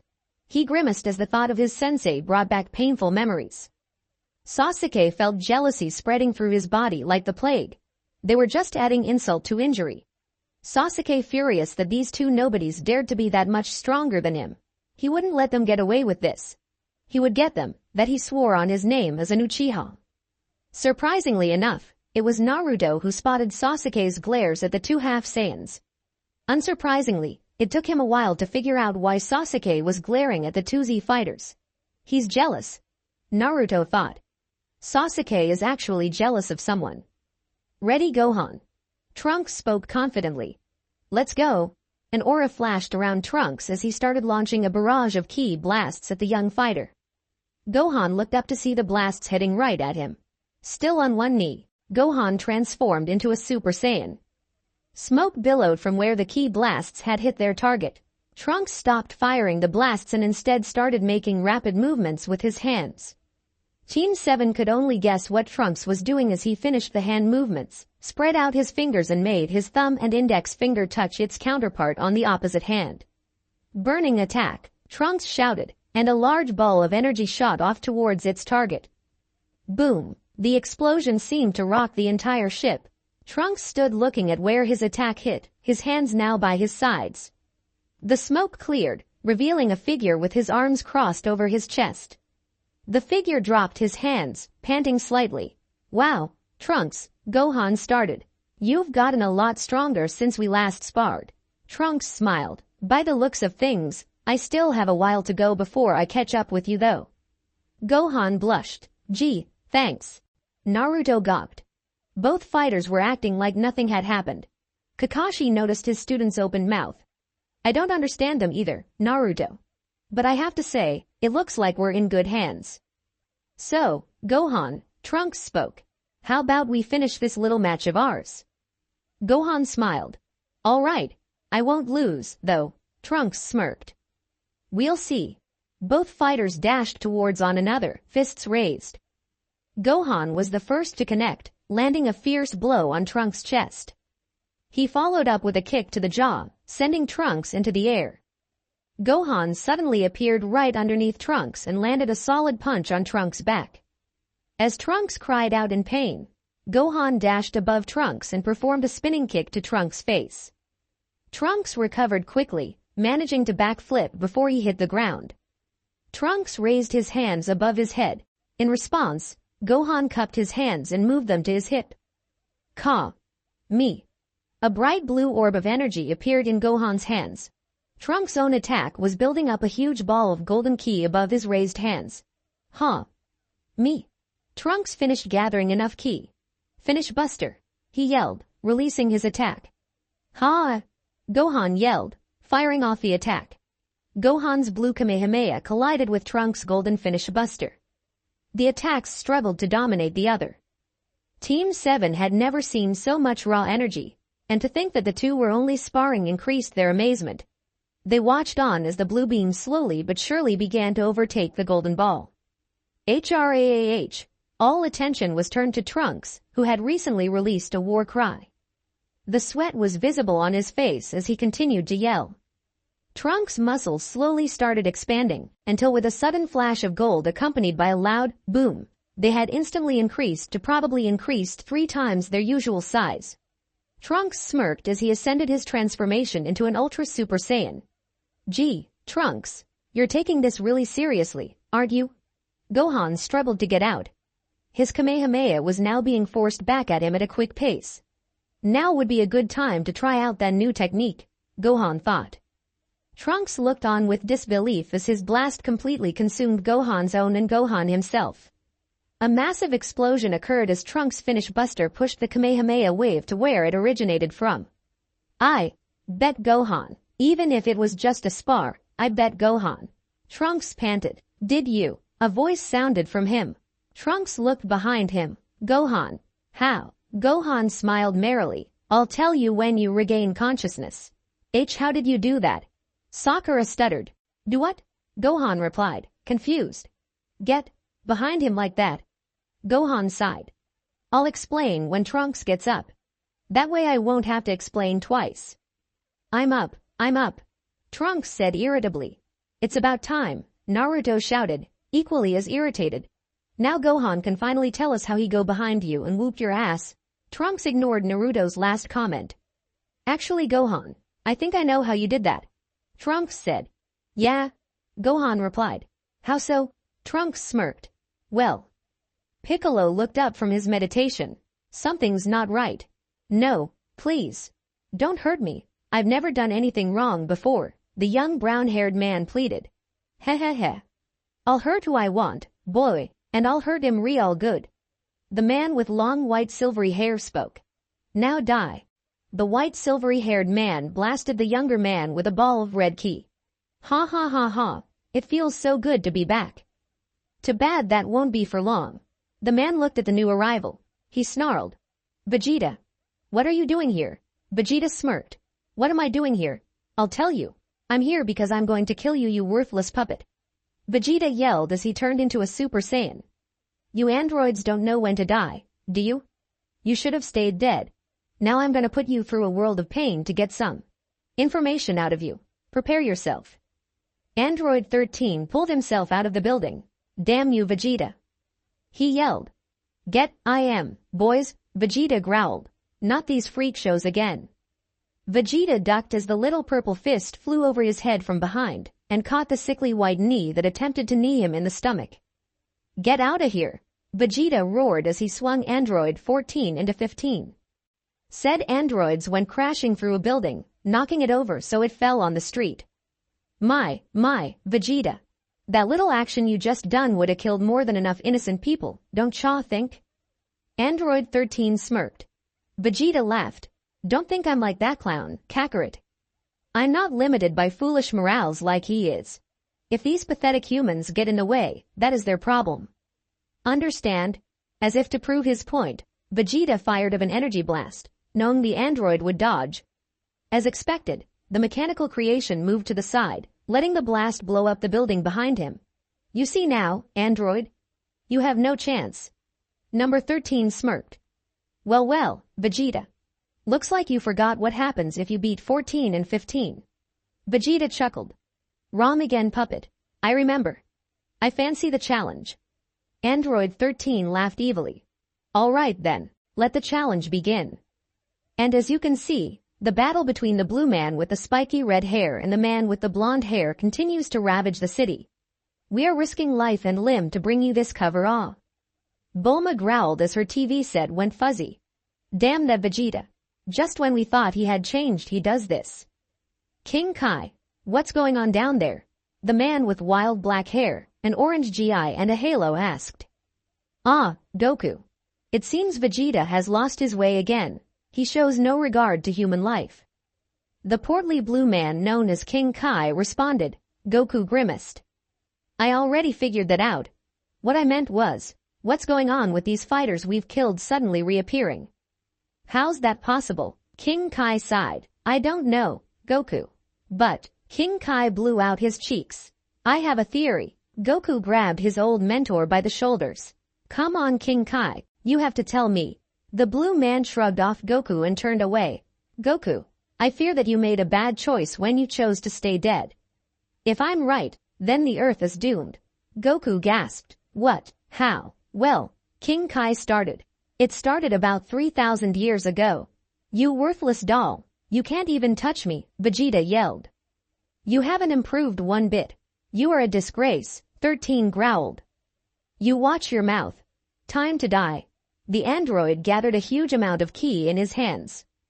It formed into a red ball with what looked like a smaller red dot in the center. S deadly bomber barrage. Vegeta smirked. Oh, my, a new technique. Whatever shall I do? He asked mockingly as Android 13 launched blast after blast.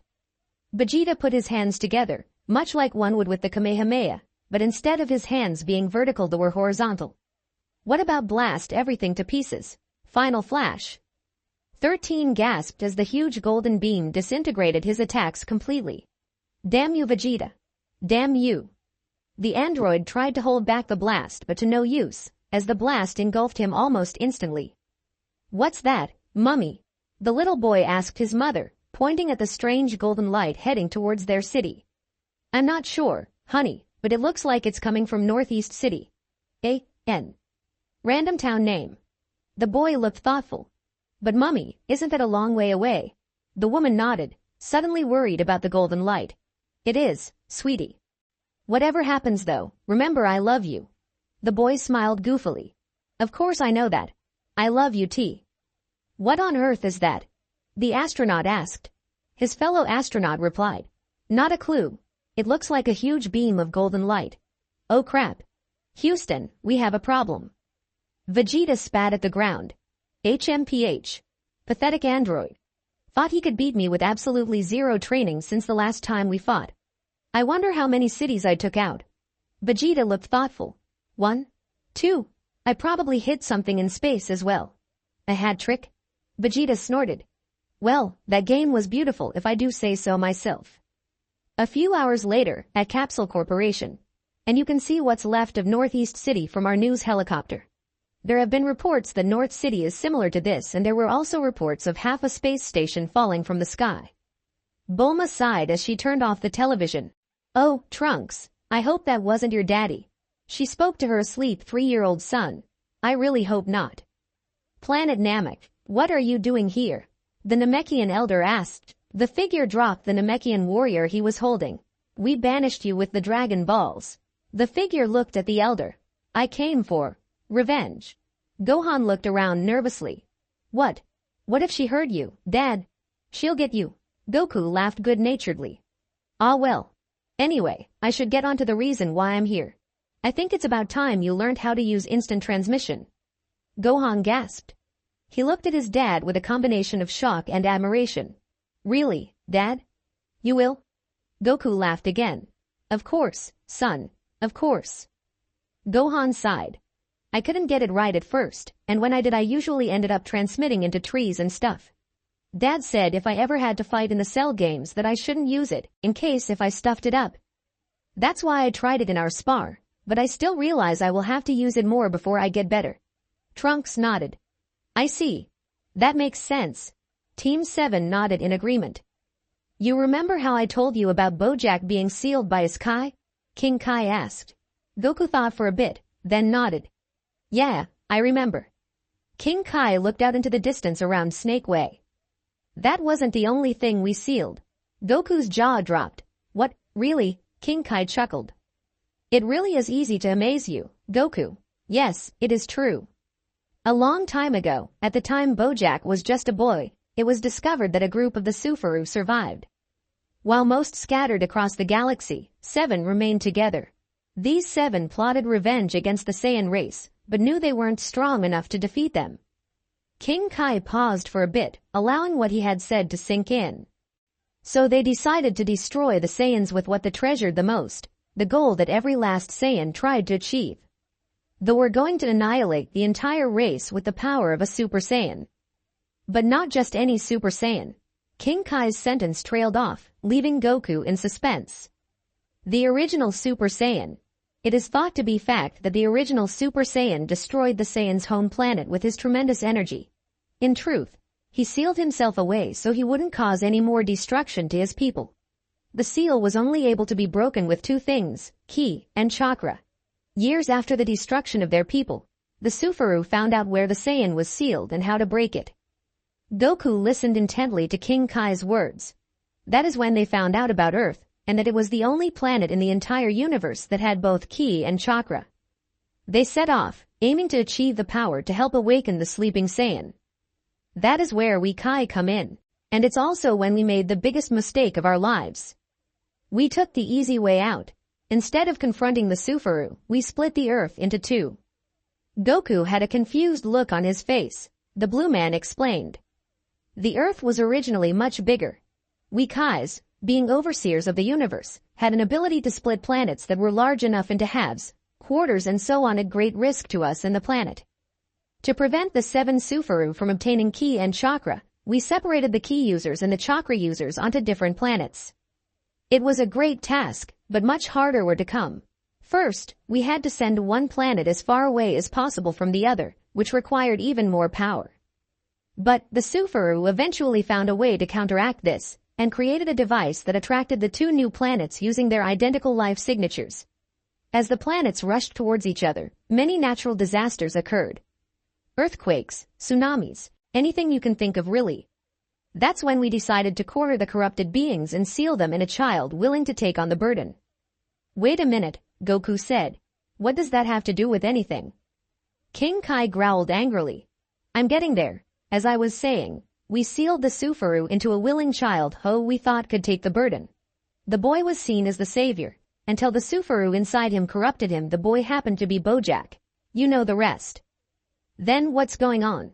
Goku asked, hoping the blue Kai would get to the point. When your son defeated Bojack, the sheer energy in his attack didn't destroy the beings sealed in Bojack, it resurrected them. Now, I believe the Sufaru are back and are developing new methods to get what they want. This could be bad, Goku. Very bad. Goku growled angrily. He decided to stay dead so that hopefully these people would leave the Earth alone, but that didn't seem like it was going to happen. King Kai, we have to speed up our training so I achieve my goal quicker, got it? King Kai was about to tell Goku that that would be crazy but decided against it. The determination in Goku's eyes made him simply nod. I hope you guys followed that. I didn't. The remaining 8 days passed quickly, and Team 7's powers had risen, though they did not end up going past 8 times the Earth's gravity, as once basic training was out the way, the exercises had only gotten harder. Goku continued his rigorous training in the other world, hardly ever stopping for a break. As New Namek came into view, the occupants of both ships got ready to land. Don't get the wrong idea. It's not that I was too lazy to write about the other 8 days, it's that I wasn't sure on how. I didn't want to write about it all if I didn't know what I was going to write. I might do a separate chapter about it later. Okay guys, how are you feeling? I mean about going to a different planet, pretty cool, huh? Gohan asked. I would feel amazed if I wasn't so damn tired. Sakura said with a small giggle. Naruto agreed. You sure run a tight ship, Gohan. For once I agree with you, one certain Uchiha said. While on board, Sasuke had begun letting go of his cold exterior, though he hadn't completely. Team 7 and Gohan had started to bond with training and were beginning to forge a close friendship. I'm gonna leave some room for me to actually develop the characters myself, so don't worry if you thought I was going to just randomly change the characters' personalities. That's great, Gohan started cheerily, because we'll resume your training on the way back. The 2 ships landed only meters from each other. A loud hiss was heard, and the doors of both ships opened. The occupants of the vessels started to exit out at a slow pace. What's wrong, you guys? You look like you've seen a ghost. Yamcha asked the very pale Team 7. If you're nervous about landing on Namek, don't be. All the inhabitants are Nameks like Piccolo here, only less grumpy. Yamcha was silenced by the death glare coming from Piccolo. No more. Naruto got out in between his shivering fit. It's too much for us. Sakura stammered, edging away from the two half-Saiyans. Sasuke was silent, but he was shivering and his eyes were darting round wildly. Tien inspected the genin. Are you sure they're all right, Gohan? They look really sick. Maybe fleeing to another planet was too much for them to handle. Gohan scratched the back of his head. He looked at Trunks. Ho shrugged. They were fine just a bit ago. Weird. Finally managing to snap the genin out of whatever funk they were in, the Z-Fighters and Team 7 began their search for the Namekian villages.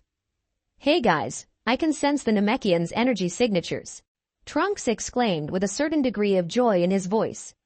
Gohan looked over at Piccolo, who nodded. Yeah, but something is wiping them out.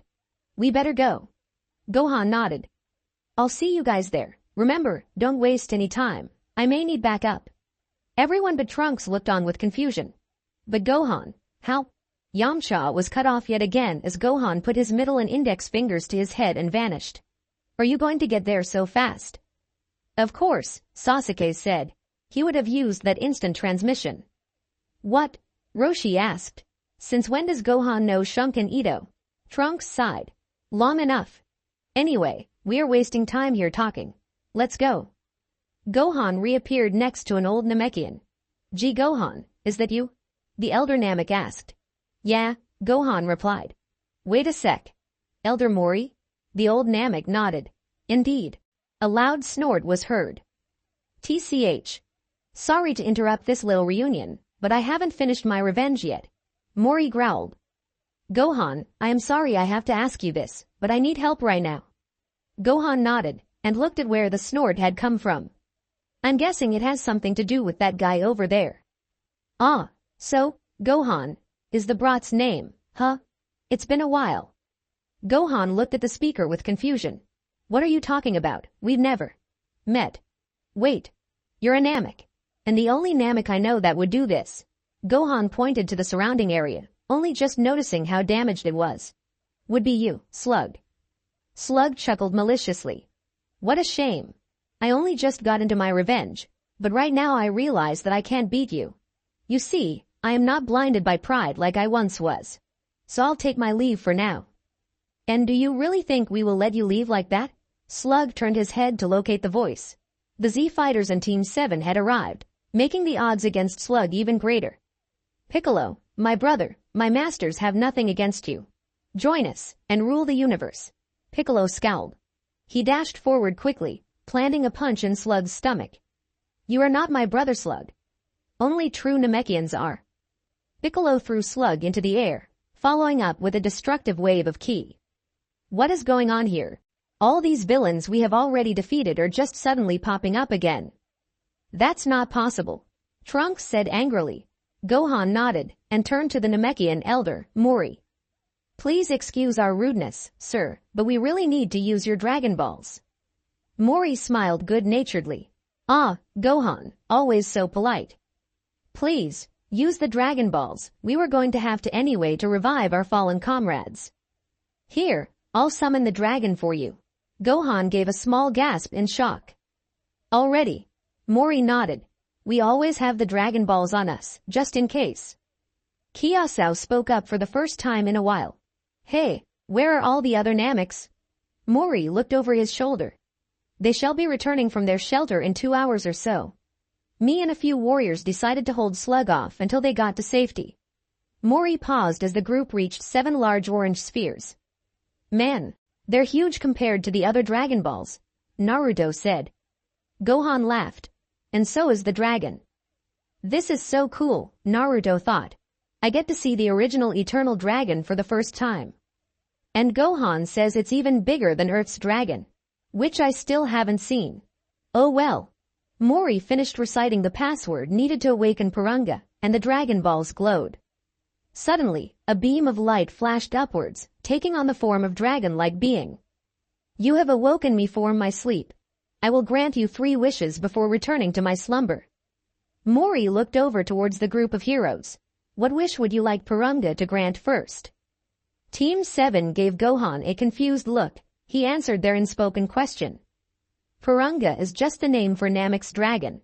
Looking back at Mori, Gohan thought for a bit. Could you please tell Purunga to revive all Nameks except Slug that have died in the last year?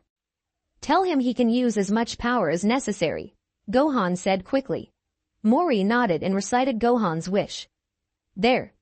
It is done. But because of the power I had to use, you only have one wish left. Use it wisely.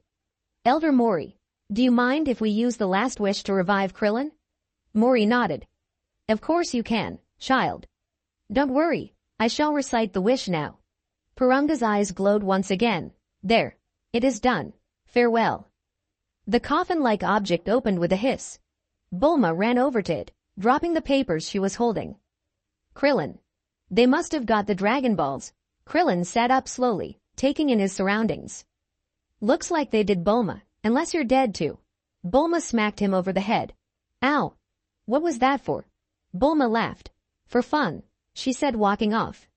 I have no clue on what's going on, so you'll have to wait for the others to get back. Krillin sighed. Well, I might as well check out Roshi's place. Seems I got nothing else to do.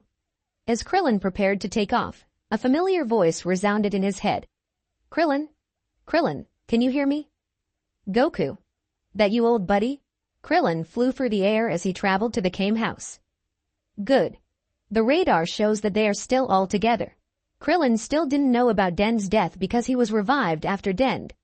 He would probably never find out, either. Man, I can't believe I was killed by Frieza again. That blows. Krillin stopped flying as he saw the Kame house. He double-checked the radar, making sure the balls were still there. Good. Goku will be able to get his wish soon. Goku, Krillin is with the Dragon Balls. That's great, King Kai. Now let's let Krillin know my wish, K. King Kai grumbled. I don't see why you get to return to life. I mean, it was you who blew up my planet. The talking cricket, Gregory, and the monkey bubbles agreed. Goku chuckled nervously and rubbed the back of his head. Ah, don't worry. We'll get you free back to life in no time. Krillin took a step back as Shenron finished his emergence. The once clear blue skies were now dark and foreboding. You have awakened me from my slumber. I shall grant you 2 wishes before returning. Speet. Krillin gulped nervously. He would gladly ask the dragon to fulfill his wishes, if only he knew what they were. Come on, Goku. I need to tell Shenron the wishes. Goku smiled. I can't wait to surprise Gohan when he gets back. Goku looked at the still annoyed King Kai. King Kai, can you please relay the message to the Namekians? King Kai grumbled again. Fine, whatever. Goku grinned the famous, or infamous, sun grin. Okay, Krillin, when I say so, I want you to ask the dragon if he can restore Purunga's power, even if it's only enough to make 1 wish. Can you do that for me? If you say so, Goku. Goku looked at King Kai. Have you gotten word through to the Namekians yet? King Kai sighed. I have. Great, now, let's tell Krillin our wish. Huh? Krillin said. You want me to wish that the Namek Dragon Balls have enough power for 1 more wish? Before Goku could answer, King Kai cut in. That's what he said, didn't he? Just make the darn wish. Sheesh, Krillin replied. Fine. Eternal Dragon, I wish for you to grant the Namekian Dragon Purunga enough power for 1 more wish. Can you do that for me? Shenron was silent for what seemed like an eternity. That, I have enough power to do. Your wish shall be granted. With that, the Great Beast's eyes glowed red. It is done. Name your second wish. Gohan fully expected Purunga disappear in a flash of golden light. He was surprised when Purunga spoke. It seems I have enough power for 1 more wish. Use it, so I can return to my slumber. While the Z Fighters and Team 7 to some extent looked confused, Mori just smiled and spoke a few words in his native language. Your 4th wish has been granted. Farewell. As the great dragon disappeared, Gohan looked at Mori, hoping for an answer. Do you know what that was about, sir? Mori kept on smiling. It seems the first wish worked. Goodbye, friends. It's been nice seeing you again. Oh, and Gohan, please just call me Mori in future. Krillin watched the Dragon Balls fly off in different directions. When Gohan gets here, hopefully I will get some answers. Speaking of which, that should be right about. Thump. Oh. What the hell did I land on? One very pissed blonde ninja asked. It feels like solid stone. The rest of said blonde's group watched on, sweat drops forming left, right, and center. That would be me, kiddo. Naruto shot up like a bolt of lightning. Krillin. I'm so sorry. Are you hurt? Krillin stood up. Only my pride, he responded, kicking the air in front of him. Later King Kai, Bubbles, Gregory, I'll promise I'll visit. Why do these things always happen to me? Krillin continued, lifting his foot for another kick. It just isn't F.A. Krillin was cut off mid-sentence as his foot connected with something solid. Huh. Erg. Gohan shook his head, an attempt to shake out any possibilities that the scene in front of him was really happening.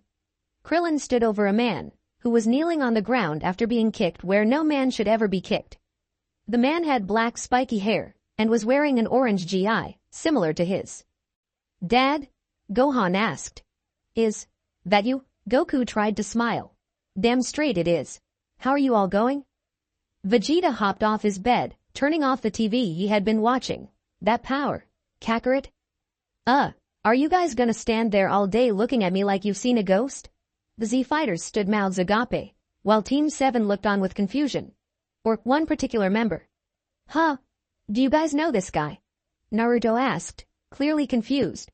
Sasuke answered his question without his usual attitude. If I'm right, I would guess that is Gohan's father. Gohan was the last person to recover from the shock of seeing his dad again. As the others greeted his father, he could only stand there, paralyzed. He was broken out of his stupor by a tap on his shoulder. He turned around to see Kakashi eyes smiling at him.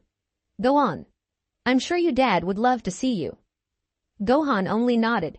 He's right, you know. Gohan turned towards his father, surrounded by all his friends. His world was complete again. Or, so he thought. Goku only smiled as his son ran towards him. Dad? Goku embraced his son. Hey little man, I've been missing you. You going to introduce me to your new friends, though? Gohan let go of his father, blushing slightly. Right. Dad, meet Naruto, Sakura, Sasuke and Kakashi. Goku walked up to the ninja, shaking their hands. Hey, guys, I'm Son Goku. It's a pleasure to meet you all. As it is with us, Goku. Kakashi replied for his team. Cool, Naruto shouted out. Man, you must be so strong if you're Gohan's dad. That's awesome.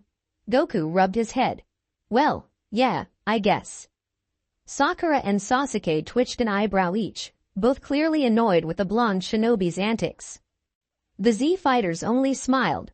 Gohan turned back to his dad. Hey dad, have you kept up your training in the other world? Goku nodded, smiled, and wrapped an arm around his son's shoulders. You bet y'all. For the 2 years I've been there, I've barely stopped training, Gohan chuckled. I should have known. Hey, let's go and let everyone else know you're alive. I'm sure Mother and Goten would love to see you. Goku looked on with surprise. Who's Goten? Everyone present sweat dropped. Dad, Goten's my brother and your second son. So, Bulma, where did Vegeta end running off to? Chi-Chi asked the blue-haired genius. Bulma sighed and took a sip from her coffee. I really don't have a clue, Chi-Chi. I had barely asked him if he wanted to come round with me to your place and he blasted off. Chi-Chi nodded as she rocked the sleeping Goten back and forth. I see. It's just like a karate bum to do something like that. No offense. Chi-Chi quickly added. Bulma nodded her head in agreement. Yeah. So, Gohan, you taught your friends how to fly yet? Goku inquired. His reply was a shake of head. No, but you reminded me. Dad, these guys don't use ki. They use something called chakra. Goku nodded his head thoughtfully. I see. Oh no. Goku, what's wrong? Trunks asked hurriedly. I already knew that. Everyone had a confused look on their face. What's so bad about that? Sakura asked. Guys, not too long ago, in Otherworld, I learned something really important. Goku started off. What's up, Goku? Spit it out. I'm getting there, Piccolo. Earth is under a new threat. One explanation later. So this is all my fault. Goku shook his head vigorously. Not at all, son. This was an event out of your control. Despite having little to no knowledge on human issues, Goku realized that Gohan still blamed himself for what happened at the Cell Games. Now, he was going to blame himself on the possible destruction of two worlds. As of now, the Sufaru are trying to get their machine running, but they are encountering many problems according to King Kai. He thinks that the portal opening was one of them. The ninja and the Z fighters were silent for a while. Kakarot, that end of the world stuff was nice to hear, but while you were all wrapped up in your little doomsday speech, you failed to notice the 4 new power levels that have just appeared. Everyone turned quickly to the new voice, Naruto even throwing free kunai, just in case. The kunai hit their target dead on, but it only had one effect. The kunai bent as they hit Vegeta's body. Vegeta. Good to see you, old pal. How've you been? Vegeta scowled. Just come back to life and the clown is already back to his idiotic self. Naruto looked at Vegeta, then at Trunks, and you get the idea. Wow, Trunks. You and your dad are nothing alike in looks or in personalities. I mean, he seems like a total ass. Vegeta snarled angrily. I heard that, he yelled to a cowering Naruto. He turned around. I don't know about you fools, but I'm checking it out. It could even be another one of your portals you were going on about.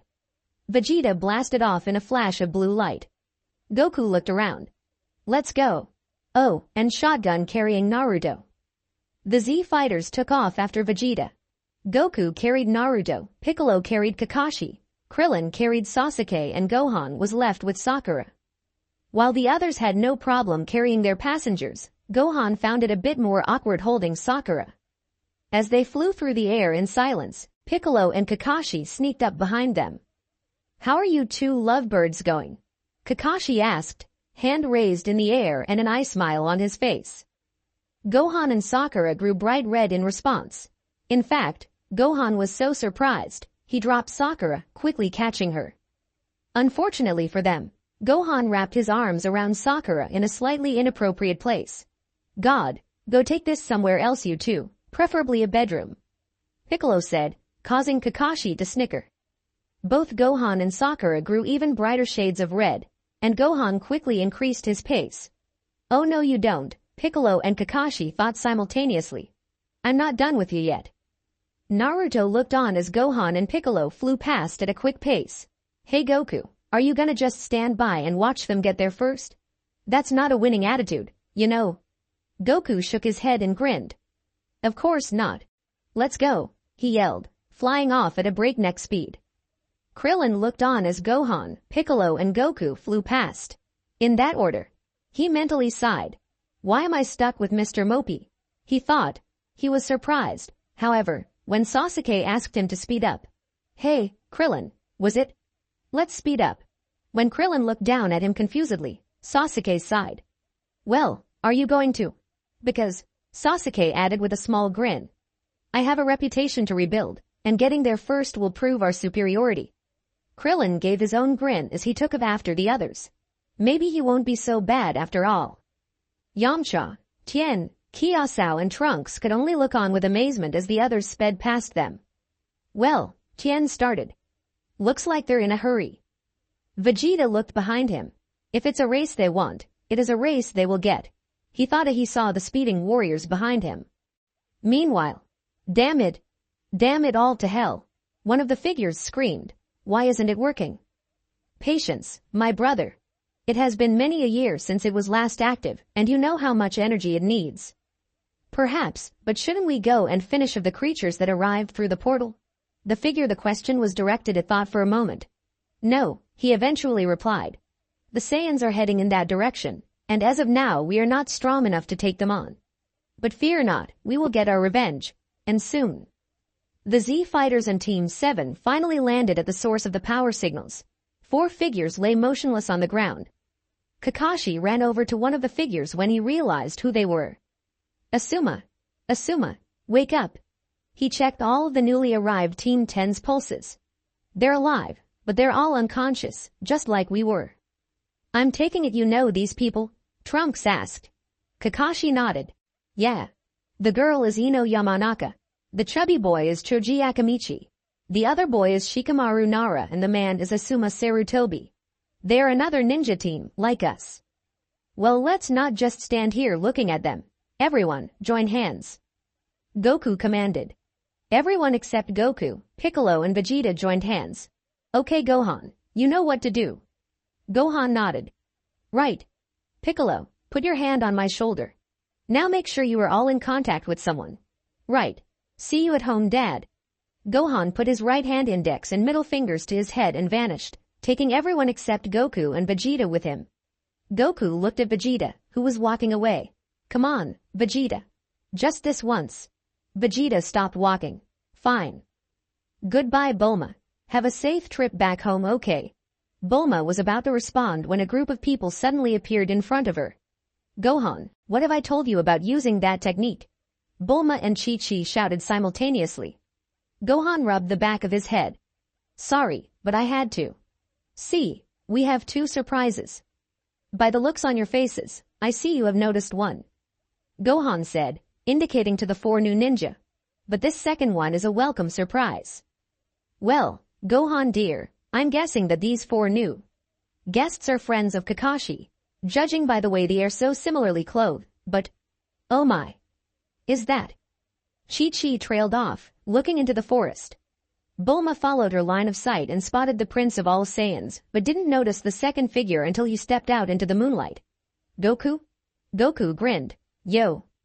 Many tissues and tears were not just from Chi-Chi and Bulma. Later, Goku had finally retold his story, and was trying to convince Chi-Chi to let her son fight once more. Oh, I can't believe my son has to fight again. Chi-Chi wailed dramatically. But Chi-Chi, Goku protested. Gohan is the best hope we've got. I mean, he's even stronger than me. Chi-Chi growled. Then got off your lazy butt and start training. Goku took a step back. Chi-Chi, are you really telling me to train? And is that a yes? Fine. But this is the last time, you hear me? This chapter's a bit short with not a lot of action, but school has finally caught up to me and is taking up all my time. 3 things. Who did you think the new arrivals were before I told you? Any one of you go to see the Crusaders versus Sharks? Who do you think is going to win the Rugby World Cup and why? Your friends sleep for a long time, you know, Goku said in a bored manner. Gohan sighed, annoyed, but only slightly, that he had to tell his father that Team 7 had to sleep for a long time after exiting the portal as well for the 6th time. But you said that these guys didn't even take half as long to wake up. Goku protested, indicating to the ninja. Gohan sighed again, and his mind drifted off to other things as Goku continued talking, like if his brother was going to turn out like his father. The figure took a step back as the strange-looking machine buzzed into life. Lights began flashing, and a low whirring noise could be heard. 6 more figures rushed to join the original. Huh? Yes. My brothers, I have finally got it working. The person who had activated the machine gloated. Another figure walked over to a computer-like object and typed a few things up. According to this, the machine will up to full power in between 7 days to 7 months. The tallest figure in the room snorted. HMPH. Typical primitive human devices. Now that you have got it running, we need to change our location. Those blasted Saiyans are sure to have picked up on that key spike. Piccolo opened his eyes suddenly, reacting on sensing a brief key spike. He broke out of his meditative pose, and was no longer focusing on the sound of the waterfall crashing behind him. He was now trying to reach out with his senses and feel where the sudden surge in energy originated from. A bright blue aura surrounded Piccolo, just before he shot off towards where he thought it came from. Piccolo wasn't the only person to sense the key. Gohan, Goku and Trunks, who had arrived just recently, quickly turned their heads to the sudden surge. Trunks and Goku flashed into Super Saiyans. Gohan tensed, ready to follow suit, but his father's hand on his shoulder stopped him. Son, I think you should stay here with your friends, just in case. Not giving his son a chance to answer, Goku shot off into the clear skies, quickly accompanied by Trunks. What kind of sick game is this? The Prince of All Saiyans shouted angrily. He had flown towards the source of the energy, and had been led to a mountain range. He had been infuriated to find nothing, until he was blindsided by a fist. Recovering from the hit he had taken, he looked up intending to insult his attacker. What he saw shocked him. The person who had attacked him looked almost exactly like the legendary Super Saiyan, Broly. Except instead of having Broly's maniacal face, it was that clown's, Kakarot. To top it off, instead of having Broly's supersized arms, he had the Namekian's. Unlike the Namek's arms, however, they were huge, the same size of Broly's. Stitches were also visible where the body parts change. And what are you meant to be? Vegeta asked in a challenging tone. Frankenstein. The monster simply charge. Can you sense that, Goku? Trunks asked his blonde companion. Goku simply nodded, and both increased their speed. Vegeta was sent flying from another vicious punch, but tried to use the momentum to get away from the monster.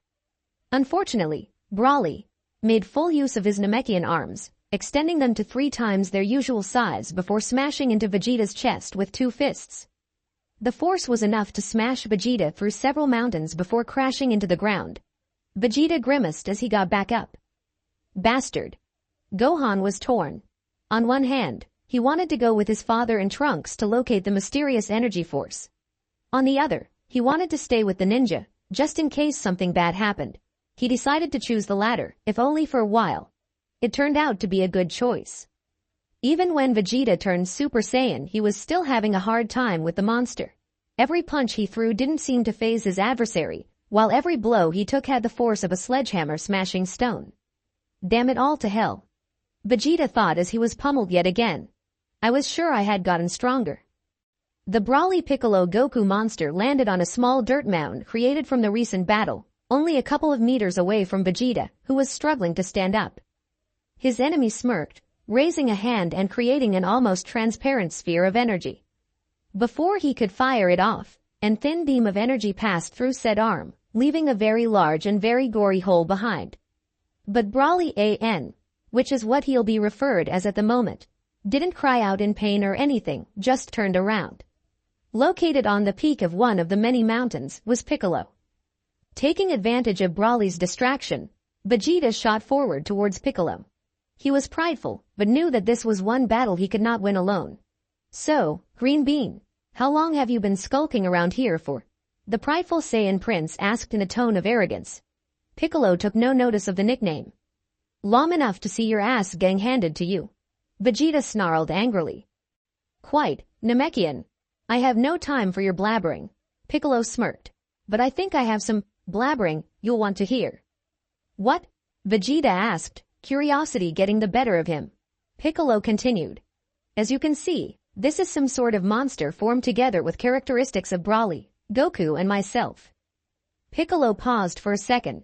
It's obvious for the most part why these particular traits were chosen. First off, Broly's body for that insane strength and durability. Vegeta nodded, obviously wanting the Namek to get to the point. Second off, my arms. I'm still a little unclear on this, but I would guess that it's for my certain abilities, like expanding them and regeneration. Piccolo paused again, suddenly deep in thought. Vegeta began to get irritated at the Namek's long pause. Before he could come up with some smart-ass comment, Piccolo continued. After thinking, I'm not sure if it is only Broly's arms that can regenerate. I think that because he is some kind of weird biological creation, that whoever created him may have found a way to replicate the Namekian regenerating ability, like what happened with Cell. Vegeta was now interested, but still curious about one thing. Then why Kakarot's head? Piccolo shrugged. I have no idea, except that maybe instead of fighting like a crazed maniac, he can control his thoughts and come up with ideas to beat the opponent like Goku can. Or maybe whoever created him knew you would be the first to arrive, and knew you would be infuriated at the sight of Goku's face, discounting other appearances. Maybe both. Vegeta scowled. The information Piccolo had just given him was not good at all, so what do we do? Well, we have to try and fight him. A new voice said. Vegeta turned around to see Goku and Trunks. I used instant transmission to get us here when I felt you were taking a beating.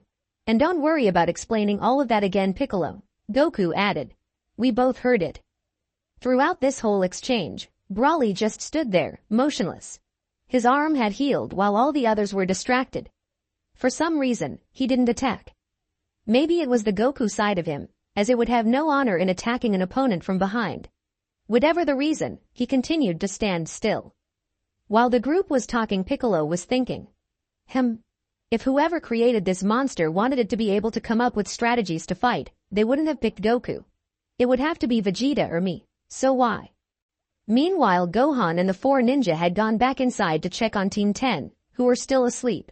All 5 were locked in their own individual activities.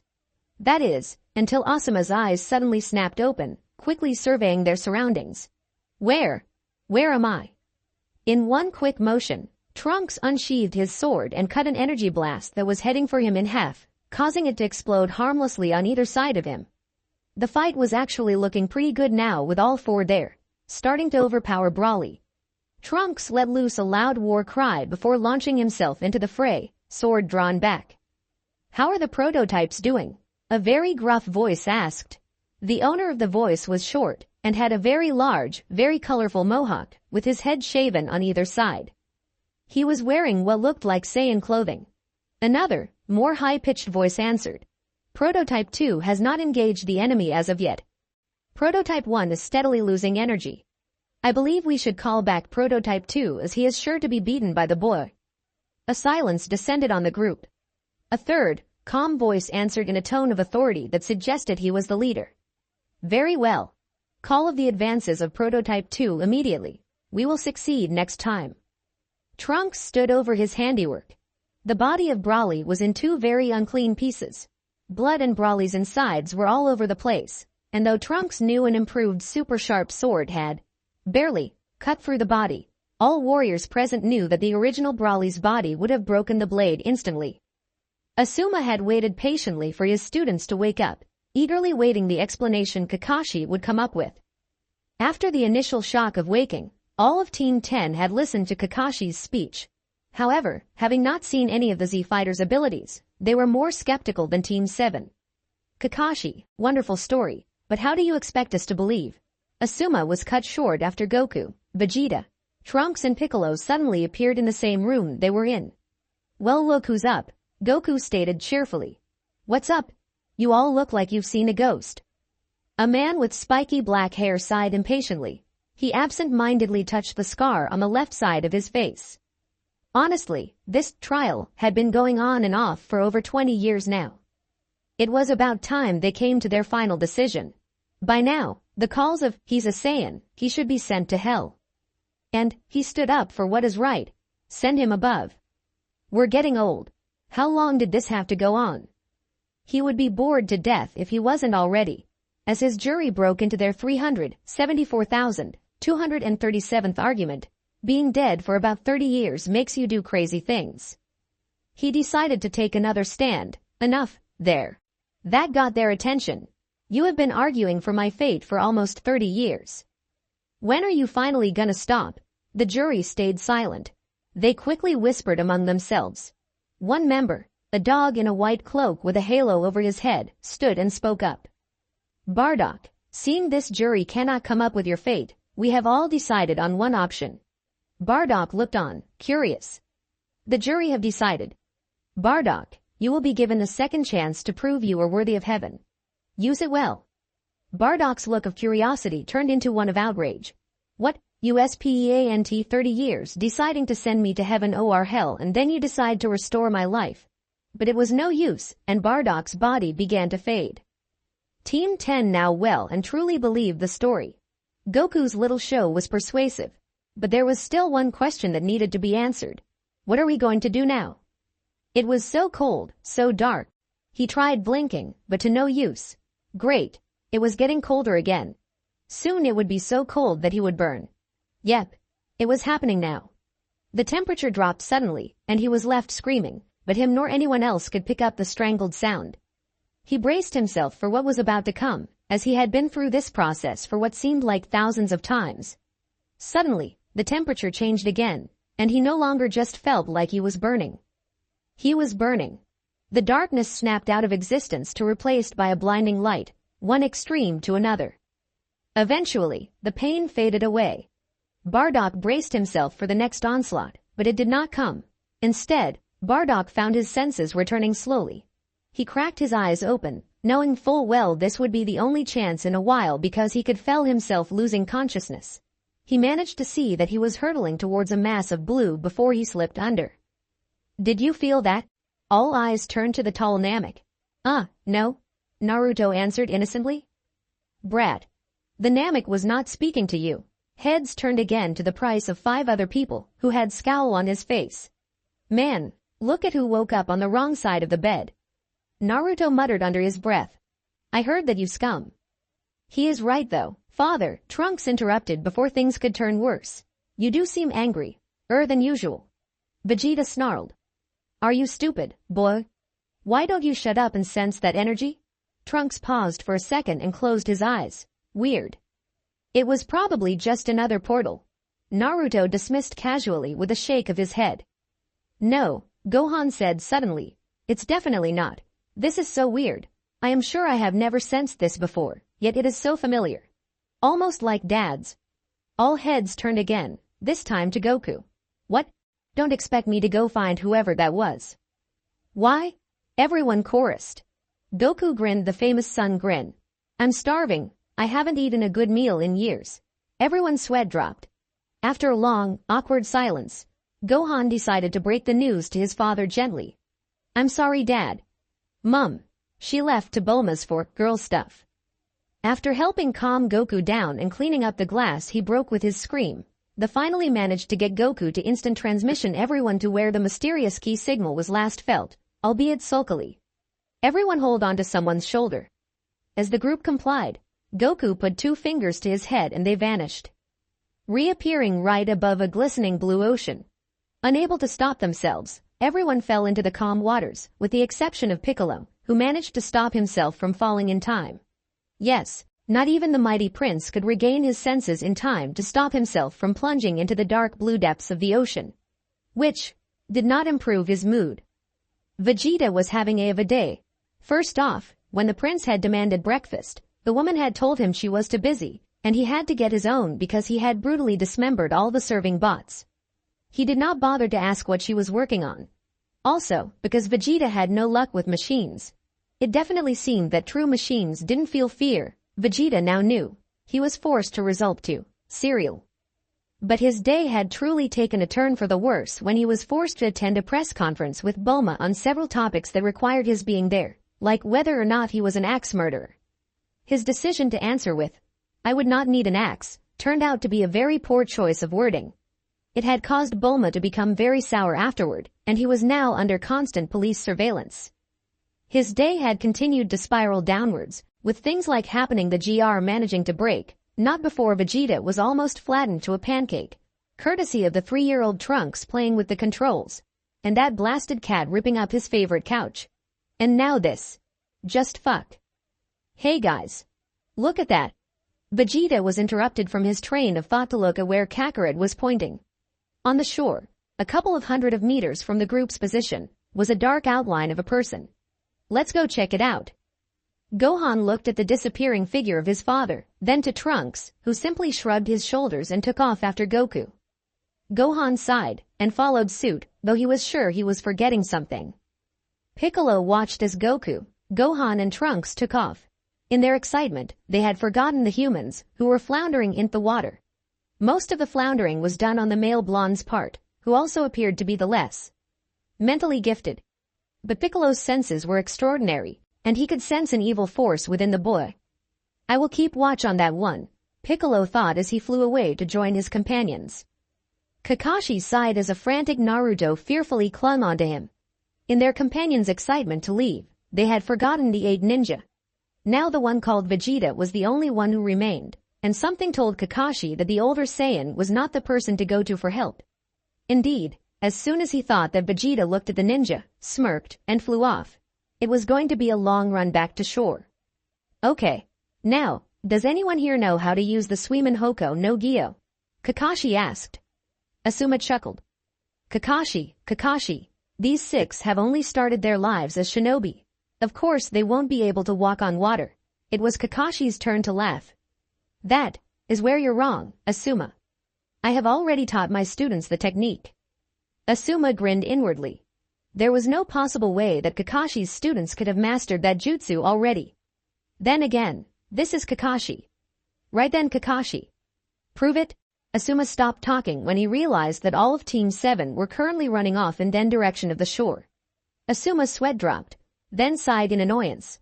Looks like Kakashi had bragging rights, but for now, he had to get his own 3 genin out of the water. Man, this guy looks just like me. I wonder who he is. Goku inspected the unconscious figure with scrutiny. He was wearing a green variant of Saiyan armor, with the spandex only able to be seen on the lower half of the man. He had a distinguishing scar on his left cheek that resembled a diamond or a cross. He wore a red band around his head and on his wrists. But his hair was very interesting as well. It was an exact replica of Goku's hair, shape and color. He's gotta be Saiyan, he has a tail. Indeed. Everyone present turned to look at Vegeta. You know this guy? Piccolo asked gruffly. Vegeta shook his head. I only met him twice. The first time he was on a purging mission with me, my father and a few elites. Father said that though he was a third-class warrior, he was a magnificent fighter, one of the best. Vegeta trailed off and looked Goku right in the eyes. The second time had a less tense of an atmosphere. Me and my team were having a celebration for a successful mission, and they were allowed to bring relatives. Nappa's parents could not show, as they were dead. Gohan and Piccolo cringed at the thought of the bald Saiyan, who was once a feared adversary. Vegeta carried on. Raditz's parents were very much alive, however. Goku's eyes widened as realization dawned on him. So, you're saying that this man here is my father? Vegeta nodded. That is correct. What is correct? A voice asked from behind the group. Vegeta growled impatiently and began to retell the tale to the soaking ninja. Bardock groaned, blinking his eyes, trying to recover from whatever the hell just happened. His vision began to focus, and he could see his surroundings more clearly. He appeared to be in a large, white room, and was laying on a soft, comfortable bed. He decided he must be in some sort of hospital. He looked around, and suddenly realized he was not alone. There was a large group of people around him, about 6 or 7. Most seemed to be children. He instinctively began to survey them. First off was the blonde boy in the blue and orange. That get-up was certainly a pain on the eyes. He appeared to be between 11 and 13, but also seemed to have fighting experience. Bardock had gained a lot of knowledge on his telepathic powers, and put them to good use. He shuddered as he sensed a great evil in the boy. There was something definitely off about this kid. Engaged in conversation with him was a boy with dark, wild hair, who looked about the same age, maybe a bit older. He was wearing a dark purple GI, and was well built. It only took a second for Bardock to realize this boy was at least part Saiyan, even if he didn't have a tail. You could see the great wells of battle experience in the kid's eyes. It was amazing. Off to their side were 2 girls, one blonde, the other had a more peculiar hair color, pink. The two were talking, and would sometimes look over to the Saiyan and the blonde and begin giggling. Bardock, though he thought this was bizarre, decided to assume that they also had battle experience. The last 3 people of the room were locked in their own conversation. All of them appeared to be fully grown men, and Bardock could easily see the fighting experience practically oozing off their bodies. One had black hair and a scarred face, another had purple hair and blue eyes. The last was a short, bald man who Bardock recognized. This was one of his son's friends from the visions.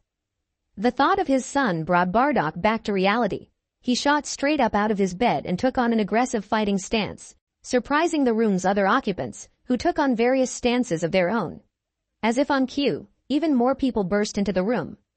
A bald Triclops, a midget with red cheeks, 2 men in an identical uniform, another dark-haired kid, a tall green man, and lastly, Prince Vegeta. Bardock immediately dropped his stance and took one knee, one hand on his heart and his head lowered. While most adopted confused looks, Vegeta smirked. It was about time he got recognition as royalty. You may rise. My prince, it is an honor to see you once more. Bardock spoke as he rose to his feet. Vegeta simply held his smirk.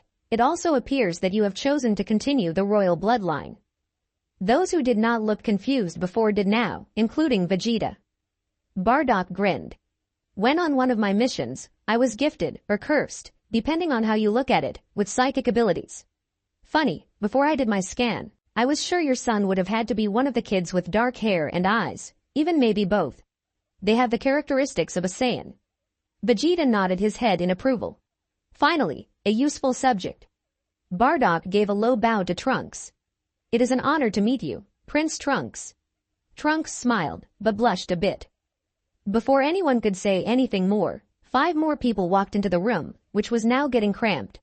Bardock made another quick surveillance, taking in 2 more kids, 2 more women and Kakarot.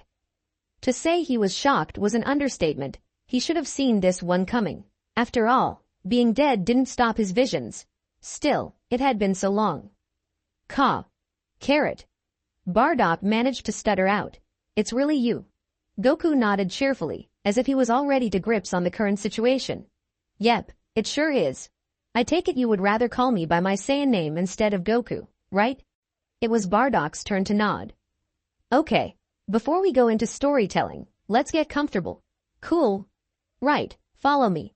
The blue-haired woman, the prince's mate, Bardock noted, took control and began leading the large group through a labyrinth of hallways and corridors until they reached a large, well-furnished room.